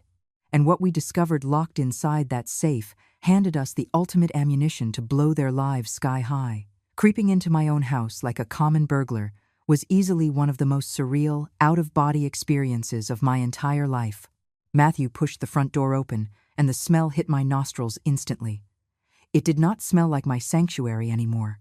It did not smell like the vanilla candles I used to burn on Sunday afternoons, or the fresh ground coffee I brewed every morning, or the fresh-cut flowers I always kept in the foyer. It smelled like heavy designer cologne, stale liquor, and cigarette smoke. It smelled like complete strangers. We only flicked on one tiny accent lamp. The heavy blackout curtains were drawn tight so nobody on the street could spot our shadows. And then I took a good look at what they had done to my beautiful home. The plush recliner where Robert had proposed, gone, swapped out for an aggressively modern, cream-colored leather sofa that easily cost more than 6 months of my Social Security checks. The sturdy oak dining table, where we hosted 20 loud family Christmases, tossed in the trash, replaced by a cold slab of glass and steel. Every single framed family memory that used to line the hallway, ripped down and swapped for soulless, mass-produced abstract canvases. My kitchen, my gorgeous, warm kitchen, where I spent 3 decades whipping up meals for the people I loved. It was now stuffed with high-tech appliances I did not even recognize. A commercial-grade Italian espresso machine, a ridiculous designer blender, a glowing LED wine rack. But the ultimate slap in the face was the corner of the living room where I used to keep my little prayer altar, the altar with the wooden cross my mother had passed down to me, the candle I had kept faithfully lit for 40 years, wiped completely clean, replaced by a floating glass shelf lined with expensive bottles of imported scotch. "Mom," Matthew's harsh whisper snapped me out of my trance. "We have got to move." We crept up the wooden staircase. Every single step groaned under the weight of 1,000 memories. That was the exact spot Matthew tumbled down when he was 3, bumping his head on the banister. That was the landing where Robert and I would sit and whisper about the bills after the kids were fast asleep. That was the hallway where I collapsed and sobbed the afternoon the oncologist told me my husband's cancer was terminal. The door to the master suite was cracked open. Matthew pushed it wide. I had to bite the inside of my cheek until it bled just to stop myself from screaming. My bedroom, the sacred space where I slept next to the love of my life for 25 years, where I gave birth to my babies, where I knelt and prayed every single night. It was now draped in tacky red satin sheets. Dirty men's and women's clothing littered the expensive hardwood floor. Empty champagne bottles littered the nightstands. The unmistakable stench of sex and betrayal hung thick in the stagnant air. "The safe is tucked in the back of the walk-in," Matthew muttered, his voice tight with anxiety. He slid the mirrored doors open. The closet that used to hold my modest cardigans and sensible shoes was now bursting with designer cocktail dresses, tailored Italian suits, and stilettos that cost more than my monthly rent. Buried all the way in the back, hidden behind a row of heavy winter coats, was a digital steel safe bolted directly into the drywall. A sleek black box with a glowing keypad. Matthew punched in the code. 1508. August 15th. Matthew's birthday. The absolute sickening irony of it all. The heavy steel door popped open with a loud click. Stacked inside was a leather-bound portfolio, thick bricks of cold, hard cash, and a bulging manila envelope. Matthew grabbed everything and dumped it right onto the bed that reeked of Caroline's perfume. We counted the cash first. $12,000 in crisp $100 bills. Money that rightfully belonged to Matthew. Stolen money. Next, we flipped open the leather portfolio. And what we read literally sucked the air right out of my lungs. They were drafted contracts, blueprints, an entire, fully documented criminal conspiracy mapped out with the chilling precision of a cartel boss. The first page was a handwritten business proposal scrawled in Caroline's handwriting. The date at the top, 2 whole months before she ever accidentally bumped into Matthew. The title, Project Acquisition, the Davis Estate. I read the bullet points out loud, my hands shaking violently. Objective, secure ownership of the property located in the suburbs. Current market appraisal, $850,000. Projected 5-year flip value, $2 million. Strategy Phase 1. Initiate relationship with target. Matthew Davis, 32 years old. Profession, engineer. Status, single. Highly emotionally vulnerable following a recent breakup. Phase 2.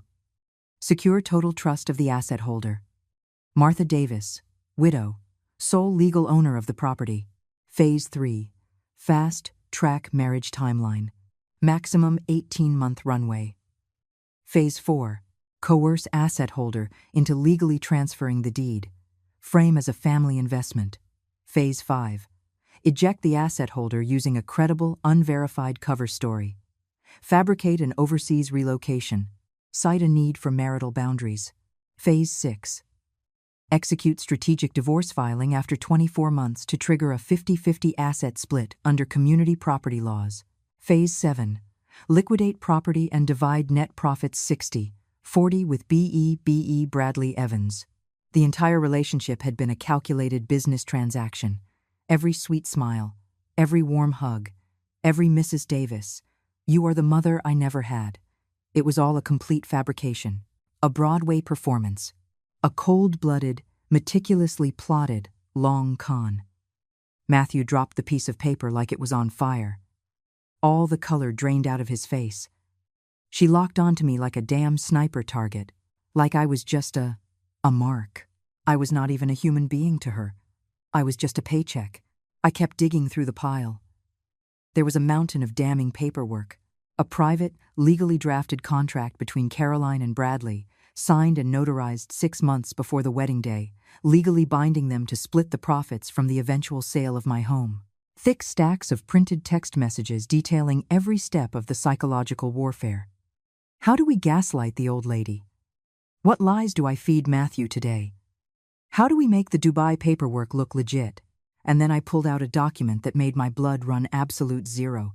A forged medical diagnosis, printed on the letterhead of a licensed psychiatrist, officially diagnosing Matthew Davis with severe dependent personality disorder and documented patterns of emotional abuse toward his spouse. It was signed by a doctor who, after Matthew did a frantic web search on his phone, turned out to have been stripped of his medical license 3 years ago for peddling fake prescriptions. This is the nuke she was going to drop if I fought the divorce, Matthew whispered in total horror. She was going to tell a judge I was clinically insane, that I was a violent threat. The manila envelope was stuffed to the brim with photographs. Dozens of glossy surveillance shots snapped by a private investigator. They were not photos of Caroline. They were photos of me. Candid shots of me buying cheap produce at the market, hopping on the city bus, unlocking the deadbolt to my crappy apartment, chatting with Betty and Shirley on the sidewalk. They had been stalking me for months.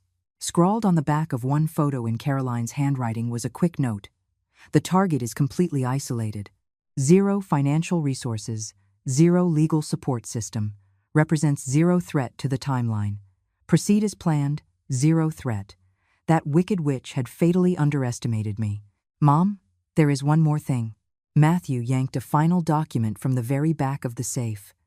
It was a power of attorney agreement, granting Caroline total, unchecked legal control over every single one of Matthew's bank accounts, assets, and properties. I never signed this piece of paper, Matthew croaked, his voice cracking. I have never seen this document in my entire life. She forged your signature, just like she did with the bank loan. We snapped high-resolution photos of every single page with our smartphones. Every contract, every handwritten note, every fake diagnosis. We meticulously stacked everything back into the safe, exactly the way we found it. We locked the steel door. We wiped down the keypad to make sure we did not leave a single fingerprint behind. And we walked out the front door, armed with a nuclear bomb. The next morning, Mr. Sedative Evan Setter, Miller practically jumped out of his leather desk chair when we slid the printed photos across his desk. This is absolute gold. This is the smoking gun that buries them for good. He yanked off his glasses and frantically polished the lenses. This proves premeditated criminal conspiracy, organized fraud, and extortion. We are not just talking about a messy divorce settlement anymore. We are talking about taking down a criminal enterprise. So what is the play? I asked. Miller steepled his fingers, a shark-like grin spreading across his face. We set a trap. A formal sit-down. We lure them in under the guise of negotiating a quiet divorce settlement, and then we drop the entire payload on their heads all at once. Right in front of a detective from the fraud division, right in front of witnesses. We corner the rats. I want a front row seat, I demanded, my voice harder than steel. I want to look her dead in the eyes when she realizes her life is over. Miller chuckled. Martha, you are not just getting a front row seat. You are going to be the ringmaster of the whole circus. 2 weeks later, the trap was set. We booked a private back room at a neutral, upscale coffee shop downtown. The Lombard Cafe, 2nd floor, huge table by the window. We fired off a text to Caroline from Matthew's phone.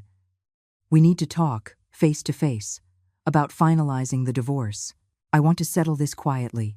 Lombard Cafe, Tuesday, 3 o'clock. Please, just show up. Caroline took the bait immediately, shooting back. It is about time you faced reality. See you there. Tuesday rolled around. Matthew and I got there 30 minutes early. Backing us up was Mr. Miller, Mr. Owens. and a sharp-eyed detective from the Financial Crimes Division named Detective Vance. We took our seats around the massive mahogany table. Stacked neatly in front of us were 3 thick binders packed with explosive evidence. Blown-up prints of the business plan, the motel surveillance shots, the forged contracts, the fake psych evaluation, the whole 9 yards. Right at 3 o'clock on the dot, Caroline waltzed up the stairs. She looked flawless, as usual. A tight black designer dress, red Louboutin heels, a Prada handbag, oversized shades, and a fresh blowout. But the second she reached the top of the stairs and locked eyes with our table, her smug little smile froze dead in its tracks. Because she walked in expecting to find Matthew sitting alone, broken and ready to surrender. Instead, she walked into a firing squad, and sitting dead center at that table, staring a hole right through her with eyes that no longer held an ounce of fear, only pure, unadulterated hellfire, was me. "Hello, Caroline," I said, my voice eerily calm. "Take a seat. We have a lot of ground to cover." Caroline froze at the top of the staircase like a deer in headlights. Her eyes, hidden behind those ridiculous sunglasses, darted wildly across the table. She looked at Matthew, at me, at the 2 lawyers, at the detective, at the thick binders. I could practically see the gears grinding in her head, running the math, desperately looking for an exit strategy, formulating her next lie. Finally, she slid her sunglasses down the bridge of her nose and flashed me that sickening, rehearsed smile I knew so well. "Martha. Wow, what a totally unexpected surprise." There was a tiny, almost undetectable quiver in her voice. "I had no idea you were tagging along." "Sit down, Caroline." It was not a polite request. It was a direct order. She hesitated. She glanced back down the stairs, clearly doing the math on making a run for it. But Detective Vance stood up and flashed a shiny gold badge. "Detective Vance, Financial Crimes Division. I highly suggest you pull up a chair, ma'am. This is an official legal proceeding." All the color drained out of Caroline's perfectly contoured face, but she recovered fast. Way too fast. She slid into the chair directly across from us, crossed her legs, and threw up her defensive shield of total arrogance. "I am completely lost here. Matthew texted me saying he wanted to hash out the divorce paperwork." "Oh, we are definitely going to talk about the divorce," Mr. Miller chimed in, flipping open the first heavy binder.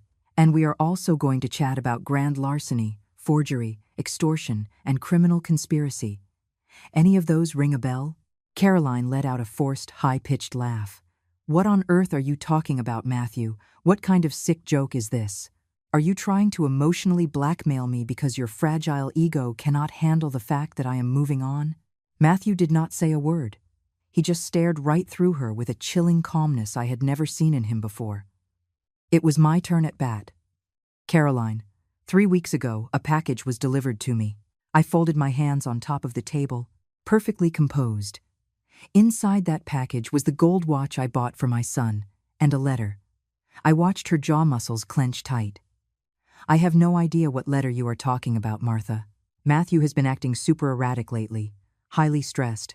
Honestly, I have been deeply concerned about his mental stability." "His mental stability?" Mr. Owens whipped out the fake psychological evaluation and slapped it down right in the middle of the table. "Are you referring to this completely fabricated medical certificate you bought from a disgraced doctor? The exact same one you plan to use to have him legally committed to a psych ward?" Caroline went ghost white. I have no idea where you got that. We pulled it straight out of your digital safe," I stated casually. "The one bolted into the closet of my master bedroom. Inside my house. Passcode 1508. Her eyes practically popped out of her head. "We also pulled this." Mr. Miller slapped down the blown-up photograph of the handwritten project acquisition, the Davis Estate business plan. Her own handwriting, complete with timestamps, outlining every single malicious strategy. Caroline stared down at the documents. And for the very first time in 5 years, I saw genuine, unmasked terror in her eyes. That is my private property. You broke into my house. That is breaking and entering my house." I corrected her, my voice dropping 10 degrees. "The deed is still legally tied to my name. Matthew never surrendered it in a divorce settlement because you two are still legally married. And as it turns out, the original sales contract contained a strict lifetime occupancy clause that you blatantly violated. So technically speaking, my dear Caroline, I still own the house. That cannot possibly hold up in court. Caroline stammered, scrambling for words. Oh, it is incredibly legally binding, Mr. Miller interjected smoothly. And we have 3 sworn witnesses on standby who are ready to testify that you aggressively coerced Martha into signing that paperwork using fraudulent promises. That completely voids the original real estate transaction. Mr. Owens flipped open the second binder. And then we have these little gems. He fanned out 53 glossy photographs of Caroline and Bradley Evans caught in wildly compromising positions. He tossed them onto the mahogany table like a dealer dealing a hand of blackjack. Caroline and Bradley making out. Caroline and Bradley wrapped around each other, sneaking out of sleazy motels. One after another.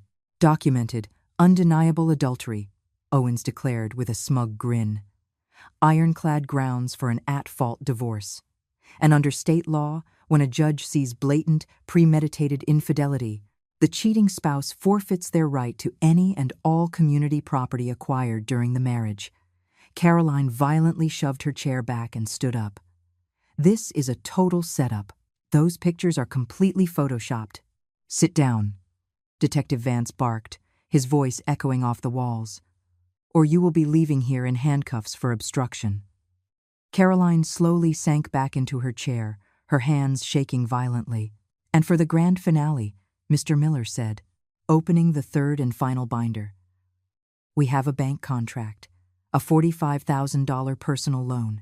He laid the bank paperwork right next to several authentic samples of Matthew's actual signature. The forgery was glaringly obvious. This constitutes felony forgery, bank fraud, and identity theft. These are federal crimes that carry a mandatory sentence of 3 to 12 years in a federal penitentiary. I didn't. Matthew signed that paper. Caroline was completely losing her grip. Her flawless makeup could no longer hide the sheer panic radiating from her face. I never signed that paper, Matthew finally spoke, his voice quiet but absolutely lethal. You forged my name on that dotted line. Just like you forged the power of attorney. Just like you forged that fake psych evaluation. Just like you forged our entire marriage. You loved me, Caroline shrieked, totally losing her mind. You begged me to marry you. You are only doing this because you are a pathetic loser who cannot stand the fact that I dumped you. No. Matthew leaned forward, resting his forearms on the table. You never loved me. I was just a business transaction to you. A target. Project acquisition. The Davis estate. Does that ring a bell? Caroline opened her mouth, but no words came out, and right on cue, the coffee shop door swung open. Bradley Evans strutted up the staircase, radiating that exact brand of cocky arrogance reserved for guys who think they are untouchable. He was rocking a tailored gray 3-piece suit, a flashy Rolex. His hair was slicked back with heavy gel. He flashed his trademark shark grin. Babe, what is the holdup? We have a dinner reservation at. He stopped dead in his tracks when he took in the scene. The cocky grin vanished instantly. Mr. Evans, Detective Vance stood up, adjusting his belt. Perfect timing. We have a few questions we need to ask you. Me? I have no idea what is going on here. I just swung by to pick up your co-conspirator? Owens slid the private contract between Caroline and Bradley across the table, the one legally binding them to a 60-40 split of the profits from selling my stolen house. This contract bears your legal signature, Mr. Evans, right next to your thumbprint. Or are you going to stand there and claim this is Photoshop too? Bradley shot a look at Caroline. Caroline stared back at Bradley, and in that one split second of terrified eye contact, I watched the reality hit them both. They were completely trapped. Bradley spun around, making a move for the stairs. Take one more step, Detective Vance warned, his hand resting on his hip, and I will execute a felony arrest warrant right here, right now. There is already an active criminal complaint filed against you for conspiracy to commit bank fraud. Bradley froze like a statue. Take a seat, Mr. Evans, I commanded, and I shocked myself with the raw authority booming in my own voice. Bradley, the arrogant prick who had laughed in my son's face, who had mockingly called him champ, who had slept in my house like he owned the place, slowly pulled out a chair and sat down. I completely hijacked the room. I stood up. I stared down at the both of them from the head of the table. Caroline Miller, Bradley Evans. For 2 whole years you treated me like a pawn on a chessboard. You manipulated me out of my own home with a web of disgusting lies. You alienated me from my own flesh and blood. You tossed me pennies like a beggar on the street while you popped champagne in my living room. You stalked me like a criminal. You totally underestimated me because you looked at a 67-year-old widow and saw someone too old, too stupid, and too weak to fight back. I slowly walked around the edge of the mahogany table. Caroline refused to even make eye contact with me. But you made one fatal miscalculation. A massive, catastrophic mistake. I stopped right behind their chairs. You went after my son, and there is nothing more dangerous on the face of this earth than an American mother protecting her child. You could hear a pin drop in that coffee shop. Even the baristas downstairs had stopped grinding coffee beans. Now you are going to sit down and listen to exactly how this is going to play out. My voice was calm, ice cold, and totally ruthless. Matthew is filing for an at-fault divorce based on heavily documented adultery. You are not getting a single dime, Caroline. No house, no alimony, no assets. 0. The deed to the house is being transferred back into my name immediately because that fraudulent real estate contract is dead on arrival. I have already consulted with 3 different judges who confirmed my legal standing is bulletproof. You are going to personally pay off every single penny of that $45,000 loan you illegally opened, plus all the accrued interest. And both of you, I pointed a finger directly at Bradley, are going to face federal criminal indictments for bank fraud, identity theft, and criminal conspiracy. Caroline finally broke down into hysterical sobs. But they were not tears of guilt. They were tears of pure, impotent rage. It is not fair. I worked for that house. I earned it. You worked for it? My voice echoed off the walls for the very first time. You worked for it? I poured 30 years of blood, sweat, and tears into that house. My husband and I laid the bricks by hand. I raised my babies inside those walls. I buried my husband and broke my back working overtime just to pay off the mortgage. And you waltzed in with your fake smiles and your sick manipulations and actually thought you could just steal my entire life's work? I leaned down until I was inches from her face. You wanted the whole pie, and now you get absolutely nothing. Bradley tried to stand up, puffing out his chest. This is a complete joke. Let's go, Caroline. You two are not going anywhere until you sign the paperwork, Mr. Miller slapped 2 legal documents down in front of them. Document 1. A legally binding admission of debt regarding the $45,000 fraudulent loan. Document 2.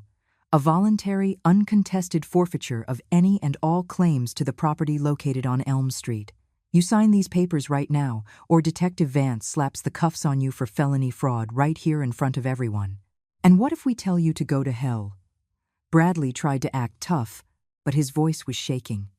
Detective Vance pulled a pair of heavy steel handcuffs off his belt and slammed them onto the table. Then we all take a nice little ride down to the precinct. And trust me, Mr. Evans, with your rap sheet, no judge in this county is going to grant you bail. Caroline stared down at the documents. She stared at the towering stack of evidence binders. She looked up at my stone-cold face. And she picked up the pen and signed. Bradley signed right after her, muttering vile curses under his breath. One last thing, I said as they threw the pens down. You have exactly 1 week to vacate my property. If I find a single scratch on the hardwood floors, or a single broken window, I will sue you into the Stone Age for property damage. Are we crystal clear? Caroline glared at me with eyes full of pure, toxic hatred. This is not over. You are absolutely right. I flashed her a humorless smile. Because the criminal trial has not even started yet. I will see you in federal court, Caroline. They scrambled out of their chairs. Bradley tried to adjust his tie and salvage some dignity, but he just looked like a pathetic loser. Caroline was sobbing hysterically, her expensive mascara running down her cheeks, her perfect illusion totally shattered. As they practically ran out of the coffee shop, Mr. Miller reached across the table and shook my hand. Martha, It was an absolute privilege watching you work. But I barely even heard him, because I looked over at Matthew, and my boy had happy tears streaming down his face. Mom, you actually did it. You really did it. No, honey, we did it. We did it together. We threw our arms around each other right there in the middle of that coffee shop, surrounded by lawyers and binders and sweet, sweet justice. And for the very first time in 2 agonizing years, I felt like I could finally take a deep breath. The legal battle dragged out over 4 grueling months. 4 months where my stomach was tied in constant knots, but I walked around with my head held high. Caroline hired a high-priced defense attorney, a slick guy with a corner office downtown, and a reptile smile who tried to paint me as a bitter, senile old woman spinning wild fairy tales to steal back a house I willingly sold.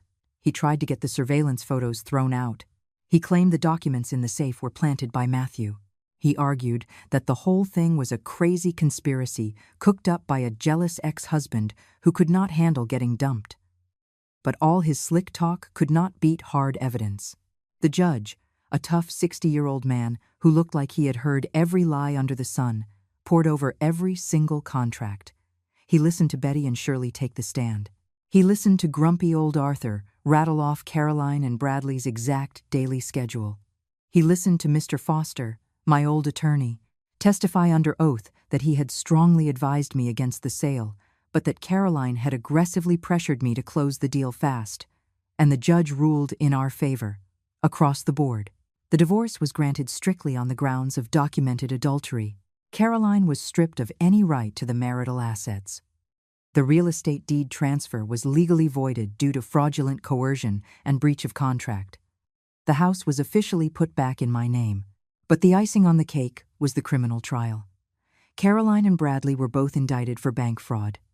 That trial dragged on for another 2 months, but when the dust settled, the gavel came down hard. Bradley got slapped with a 4-year sentence in a state penitentiary. Caroline got hit with 3 years, with a slight chance of early parole only if she paid back every single penny of the forged loan. The day the judge read the sentencing, I did not feel jumping up and down joy. I felt something way deeper than that. Peace, total closure, justice. But the absolute best day of my life was the morning I finally got the keys back to my house. It was a chilly Tuesday in November. The sky was overcast, and it looked like it was going to pour. Matthew and I stood side by side on the front porch. I was clutching the shiny brass keys the court clerk had handed me just an hour earlier.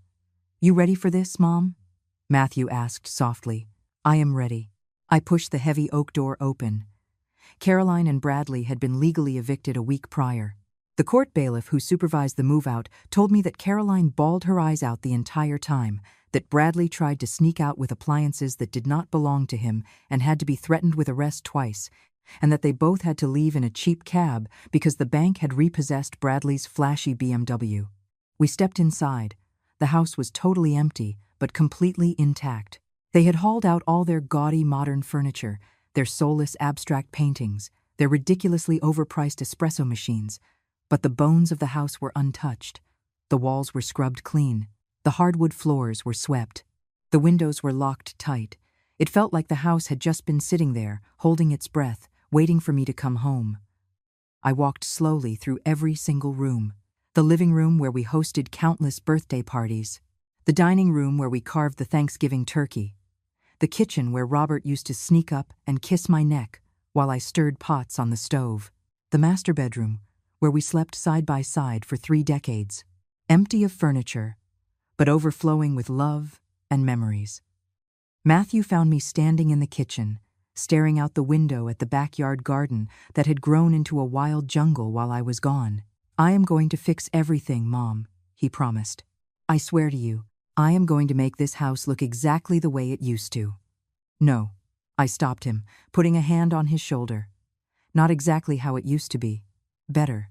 The next 3 months were all about rebuilding, both literally and figuratively.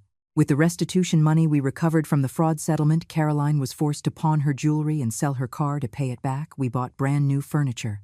Nothing flashy or pretentious, just simple, cozy pieces that made the place feel like a real home again. Betty and Shirley came over to help me pick out warm, inviting curtains. Arthur hobbled across the street, carrying a beautiful potted geranium for my front porch. Matthew hired a local crew, and we painted the walls with bright, cheerful colors. A soft, buttery yellow for the living room, mint green for the kitchen, and a calming sky blue for the bedrooms. I proudly set my wooden cross back up on the corner shelf. I hung dozens of framed family photos all up and down the hallway. I rescued my mother's fine French china out of the dusty storage unit where Caroline had banished it. Step by step, my home started breathing again. But the most beautiful transformation was watching Matthew come back to life. My boy moved back in with me, but this time we set healthy, adult boundaries. He took the guest bedroom down the hall. He respected my privacy. He looped me in on major decisions, but made his own choices. He woke up at the crack of dawn every day. He hit the pavement and landed a solid job in his field. He started seeing a therapist every week to work through the massive trauma of being emotionally abused and gaslighted. "I am never going to let you down again, Mom," he told me one night while we were eating dinner at the kitchen table. I had baked a huge meatloaf, his absolute favorite, and I am never going to let myself down ever again, either. "Honey, everybody stumbles," I told him. "The only thing that matters is that you get back up." 6 months after we won the house back, Matthew landed a great position at a downtown engineering firm. It was not a corner office executive gig, but it was an honest living. He was pulling in a solid salary, and he was incredibly proud of every single dollar he earned through his own hard work. And that is where he met Sarah. Sarah worked in his department. She was a 35-year-old structural engineer. Divorced, no kids. She had a laugh that lit up the entire room and absolutely zero pretentious bone in her body. The very first time he brought her over for dinner, she walked through the door carrying a homemade apple pie she baked herself and flashing a huge, genuine smile. "Martha, Matthew has told me so many wonderful things about you. It is such an honor to finally meet you." I watched her closely while we ate dinner. I watched how she treated Matthew with genuine respect, but never blindly agreed with everything he said. I watched how she asked me questions about my life without being nosy or invasive. I watched how she jumped up to clear the plates and load the dishwasher without me ever asking. After she drove home, Matthew turned to me, looking like a nervous teenager. "So, what is the verdict?" "My verdict is that she has impeccable manners, a beautiful heart, and you look at her in a way I have not seen you look at a woman in a very long time." Matthew broke into a massive grin, and it was the first completely authentic smile I had seen on his face in years. But the story still had one final, unresolved chapter. One chilly afternoon in March, about 8 months after the judge handed down the sentencing, someone knocked on my front door. I pulled it open. It was Caroline. But this was not the picture-perfect, polished Caroline from the Lombard Cafe. This woman had greasy, undyed hair showing harsh gray roots. Zero makeup. She was wearing a cheap, faded sweatshirt from a discount rack and scuffed-up sneakers. She had dark, hollow circles under her eyes. She looked like she had aged 15 years in 8 months. "Martha," her voice was barely a raspy whisper, "can we please talk?" A small part of my brain wanted to slam the heavy oak door right into her nose, but a deeper, wiser part of me knew that this confrontation had to happen. "You can talk from right there on the porch. You are not stepping 1 foot inside this house." Caroline nodded weakly. Her eyes instantly filled with tears. "I came here to beg for your forgiveness." I just stood there, staring at her in total silence. "I am so sorry for everything. For manipulating you, for stealing your home, for completely destroying Matthew, for—" her voice cracked and broke, "for acting like an absolute monster." And I did not let a single ounce of emotion leak into my expression. "I lost everything, Martha. Bradley is rotting in a cell, and he stuck me with a mountain of legal debt. I am sleeping on a leaky air mattress in my sister's cramped basement. I mop floors in a corporate office building on the night shift just to survive. I barely have enough cash to buy groceries." I kept staring in total silence. I just need to hear you say you forgive me, so I can finally move on with my life." I looked her dead in the eyes and handed her the absolute truth. "Caroline, you do not need my forgiveness to move on with your life. What you need is to figure out how to live with the devastating consequences of your own psychotic choices. But I You coldly and clinically plotted to rip a family apart, not because you were desperate or starving, because you were a greedy, entitled parasite. You wanted to play God and you used human beings as stepping stones. And now that you rolled the dice and lost everything, you crawl back here begging for absolution, acting like a little pat on the head is going to magically erase all the trauma you caused. Tears were streaming down Caroline's cheeks, dripping onto her cheap sweatshirt. I am absolutely never going to forgive you, Caroline. Because real forgiveness is a gift, and gifts are reserved for people who actually deserve them. You do not deserve a damn thing. Martha, please, I am begging you, but I am not going to waste energy hating you, either. Because holding on to hatred would just make me your prisoner all over again. I am simply going to forget you ever existed. And that, Caroline, is a punishment way worse than any insult I could hurl at you right now. I shut the heavy oak door in her face, locked the deadbolt, and I never saw that woman again for the rest of my life. A full year after the gavel dropped at the trial, I woke up in my own bed, exactly like I did every single morning. But this specific day was special. It was a Saturday, and Saturdays meant something incredibly beautiful in this house now. I pushed the covers back, slipped on my plush lavender bathrobe, the one I treated myself to with my very first full Social Security check that I did not have to blow on rent, and padded barefoot through my house. The bright morning sun was streaming through the bay windows I had picked out myself. The rich, bold aroma of fresh ground coffee floated through the air, because Matthew had finally learned how to brew it exactly the way I taught him. I walked into the kitchen and found my son and Sarah bustling around cooking breakfast. They had spent the night in the guest room because they made it a point to come stay with me every single weekend. Sarah was furiously whisking eggs in a glass bowl. Matthew was chopping up fresh tomatoes and jalapenos. "Good morning, Martha." Sarah walked over and gave me a warm kiss on the cheek. She did not call me Mrs. Davis's with that stiff, calculated formality Caroline used in the beginning. It sounded totally natural and full of genuine love. "Good morning, sweetheart." And it hit me right then. I could call her sweetheart without feeling that sickening knot twisting in my stomach like I did with Caroline. Because this incredible woman did not walk into our lives looking to see what she could extract from us. She walked in looking to see what joy she could add. We all sat down and ate breakfast together at the big oak dining table. The exact same table I rescued from the dusty storage unit. Matthew excitedly babbled about a huge new architectural project his firm had just handed him. Sarah pulled up photos on her phone of a gorgeous cabin they were planning to rent up in the mountains, insisting that I pack a bag and tag along. "You definitely need to get out and see the world, Martha. Life is too short to just bounce between work and the house." She smiled. "Maybe you are right, sweetheart. Maybe I will take you up on that." After we finished our plates, Betty and Shirley strolled through the front door. They had a standing invitation to come over for Saturday morning coffee and gossip. Arthur hobbled over across the street a few minutes later, clutching a fresh pot of blooming petunias for my front porch. "Just to keep the yard looking sharp, Martha," he chuckled, flashing a toothless grin.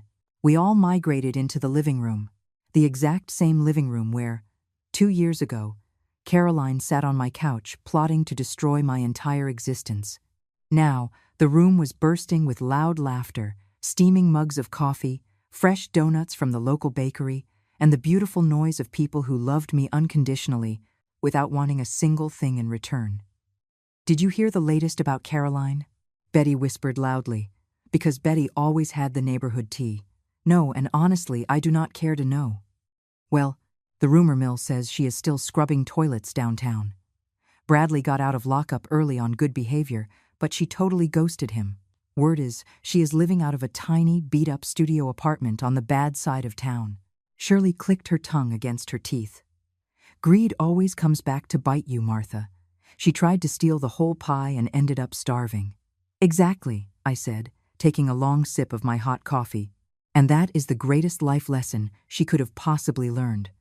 Arthur raised his ceramic coffee mug in the air. A toast to poetic justice. We all clinked our mugs together. That afternoon, after everyone had hugged me goodbye and the house settled into a peaceful quiet, I stepped out into the backyard. The garden that had turned into an overgrown jungle during my exile was now totally blooming back to life. Roses, carnations, fresh mint, Rosemary, every single plant tended to with love and care. I sat down on the wooden bench Robert had built with his own 2 hands 30 years ago. I ran my fingers over the weathered wood. I closed my eyes. And I just let myself remember. I remembered the sheer terror I felt the morning I opened that cardboard box at the farmer's market. I remembered the sickening panic of reading Matthew's confession letter. I remembered the white-hot rage burning in my chest when I realized the scope of their lies. I remembered every single tear I shed, every sleepless night staring at a water-stained ceiling, every single dollar I counted just to afford a can of beans. But I also remembered something else. I remembered that when I hit rock bottom, when I was rotting in a freezing apartment with barely a few $100 to my name, when I truly believed my only son was living a luxury life halfway across the globe, when I felt more isolated and abandoned than I ever had in my entire life, I still refused to roll over and die. I could have easily played the victim. I could have accepted the pathetic crumbs Caroline tossed my way and just quietly faded into the background. But I chose to step into the ring and fight back. And that single choice changed the trajectory of my entire life. Matthew walked out the back door and sat down on the bench right beside me. "What is going through that head of yours, Mom?" "Just thinking about how incredibly grateful I am." "Grateful? After the absolute hell we just walked through?" "Grateful, Matthew. Because surviving that living nightmare taught me exactly who I am at my core." I turned and looked him dead in the eyes. It taught me that a 67-year-old widow can go toe-to-toe with a manipulative sociopath half her age and win. It taught me that your personal dignity is never up for sale, no matter the price tag. It taught me that genuine, authentic love looks absolutely nothing like the toxic poison she was serving. Matthew reached out and grabbed my hand. And it taught me that staying quiet makes you an accomplice. It taught me that being a coward carries a massive, devastating price tag, and that it is never, ever too late to stand up and do the right thing. We sat there together in total silence, watching the orange sun dip below the horizon over my backyard, over my home, over my beautifully reclaimed life. That night, right before I crawled into bed, I pulled out Matthew's confession letter, the one that came inside the cardboard box. I read it over one final time, and then I folded it up and locked it away in a small wooden box right next to his gold watch. Not to torture myself with the painful memories, but to remind myself of the choice I made, because I learned an absolutely priceless lesson over those 2 grueling years. True wealth has absolutely nothing to do with the square footage of the house you own. It is about the personal dignity you refuse to let anyone strip away from you. It is not about the digits sitting in your savings account. It is about the genuine, unbreakable bonds you build with the people who matter. Winning is not just about crushing your enemies. It is about finding the grit to stand back up every single time life knocks you flat on your back. Caroline wanted it all: the luxury house, the fat bank accounts, the absolute power, the total control. And she walked away with absolute zero. Because material possessions can vanish in the blink of an eye. But self-respect? That is bulletproof. I lost my home for 2 agonizing years, but I gained back things that are infinitely more valuable. I got my son back. I found my inner warrior. I reclaimed my voice. And if you asked me to choose between the Martha from 3 years ago, the woman who lived a quiet, untested life in her suburban house, and the Martha sitting here right now, the woman who went to war, took the hits, fought back tooth and nail, and emerged victorious, I would pick this Martha every single day of the week. Because now I know exactly what kind of steel I am made of, and absolutely nobody can ever take that away from me. If this story touched your heart, if it made you feel something real, if it reminded you that it is never too late to stand up and fight for your dignity, please drop a comment down below and tell me what life lesson you are taking away from this. Hit that like button if you truly believe that a mother's love is the most unstoppable force on the planet. Make sure you subscribe to the channel so we can keep sharing incredible, real-life stories just like this one.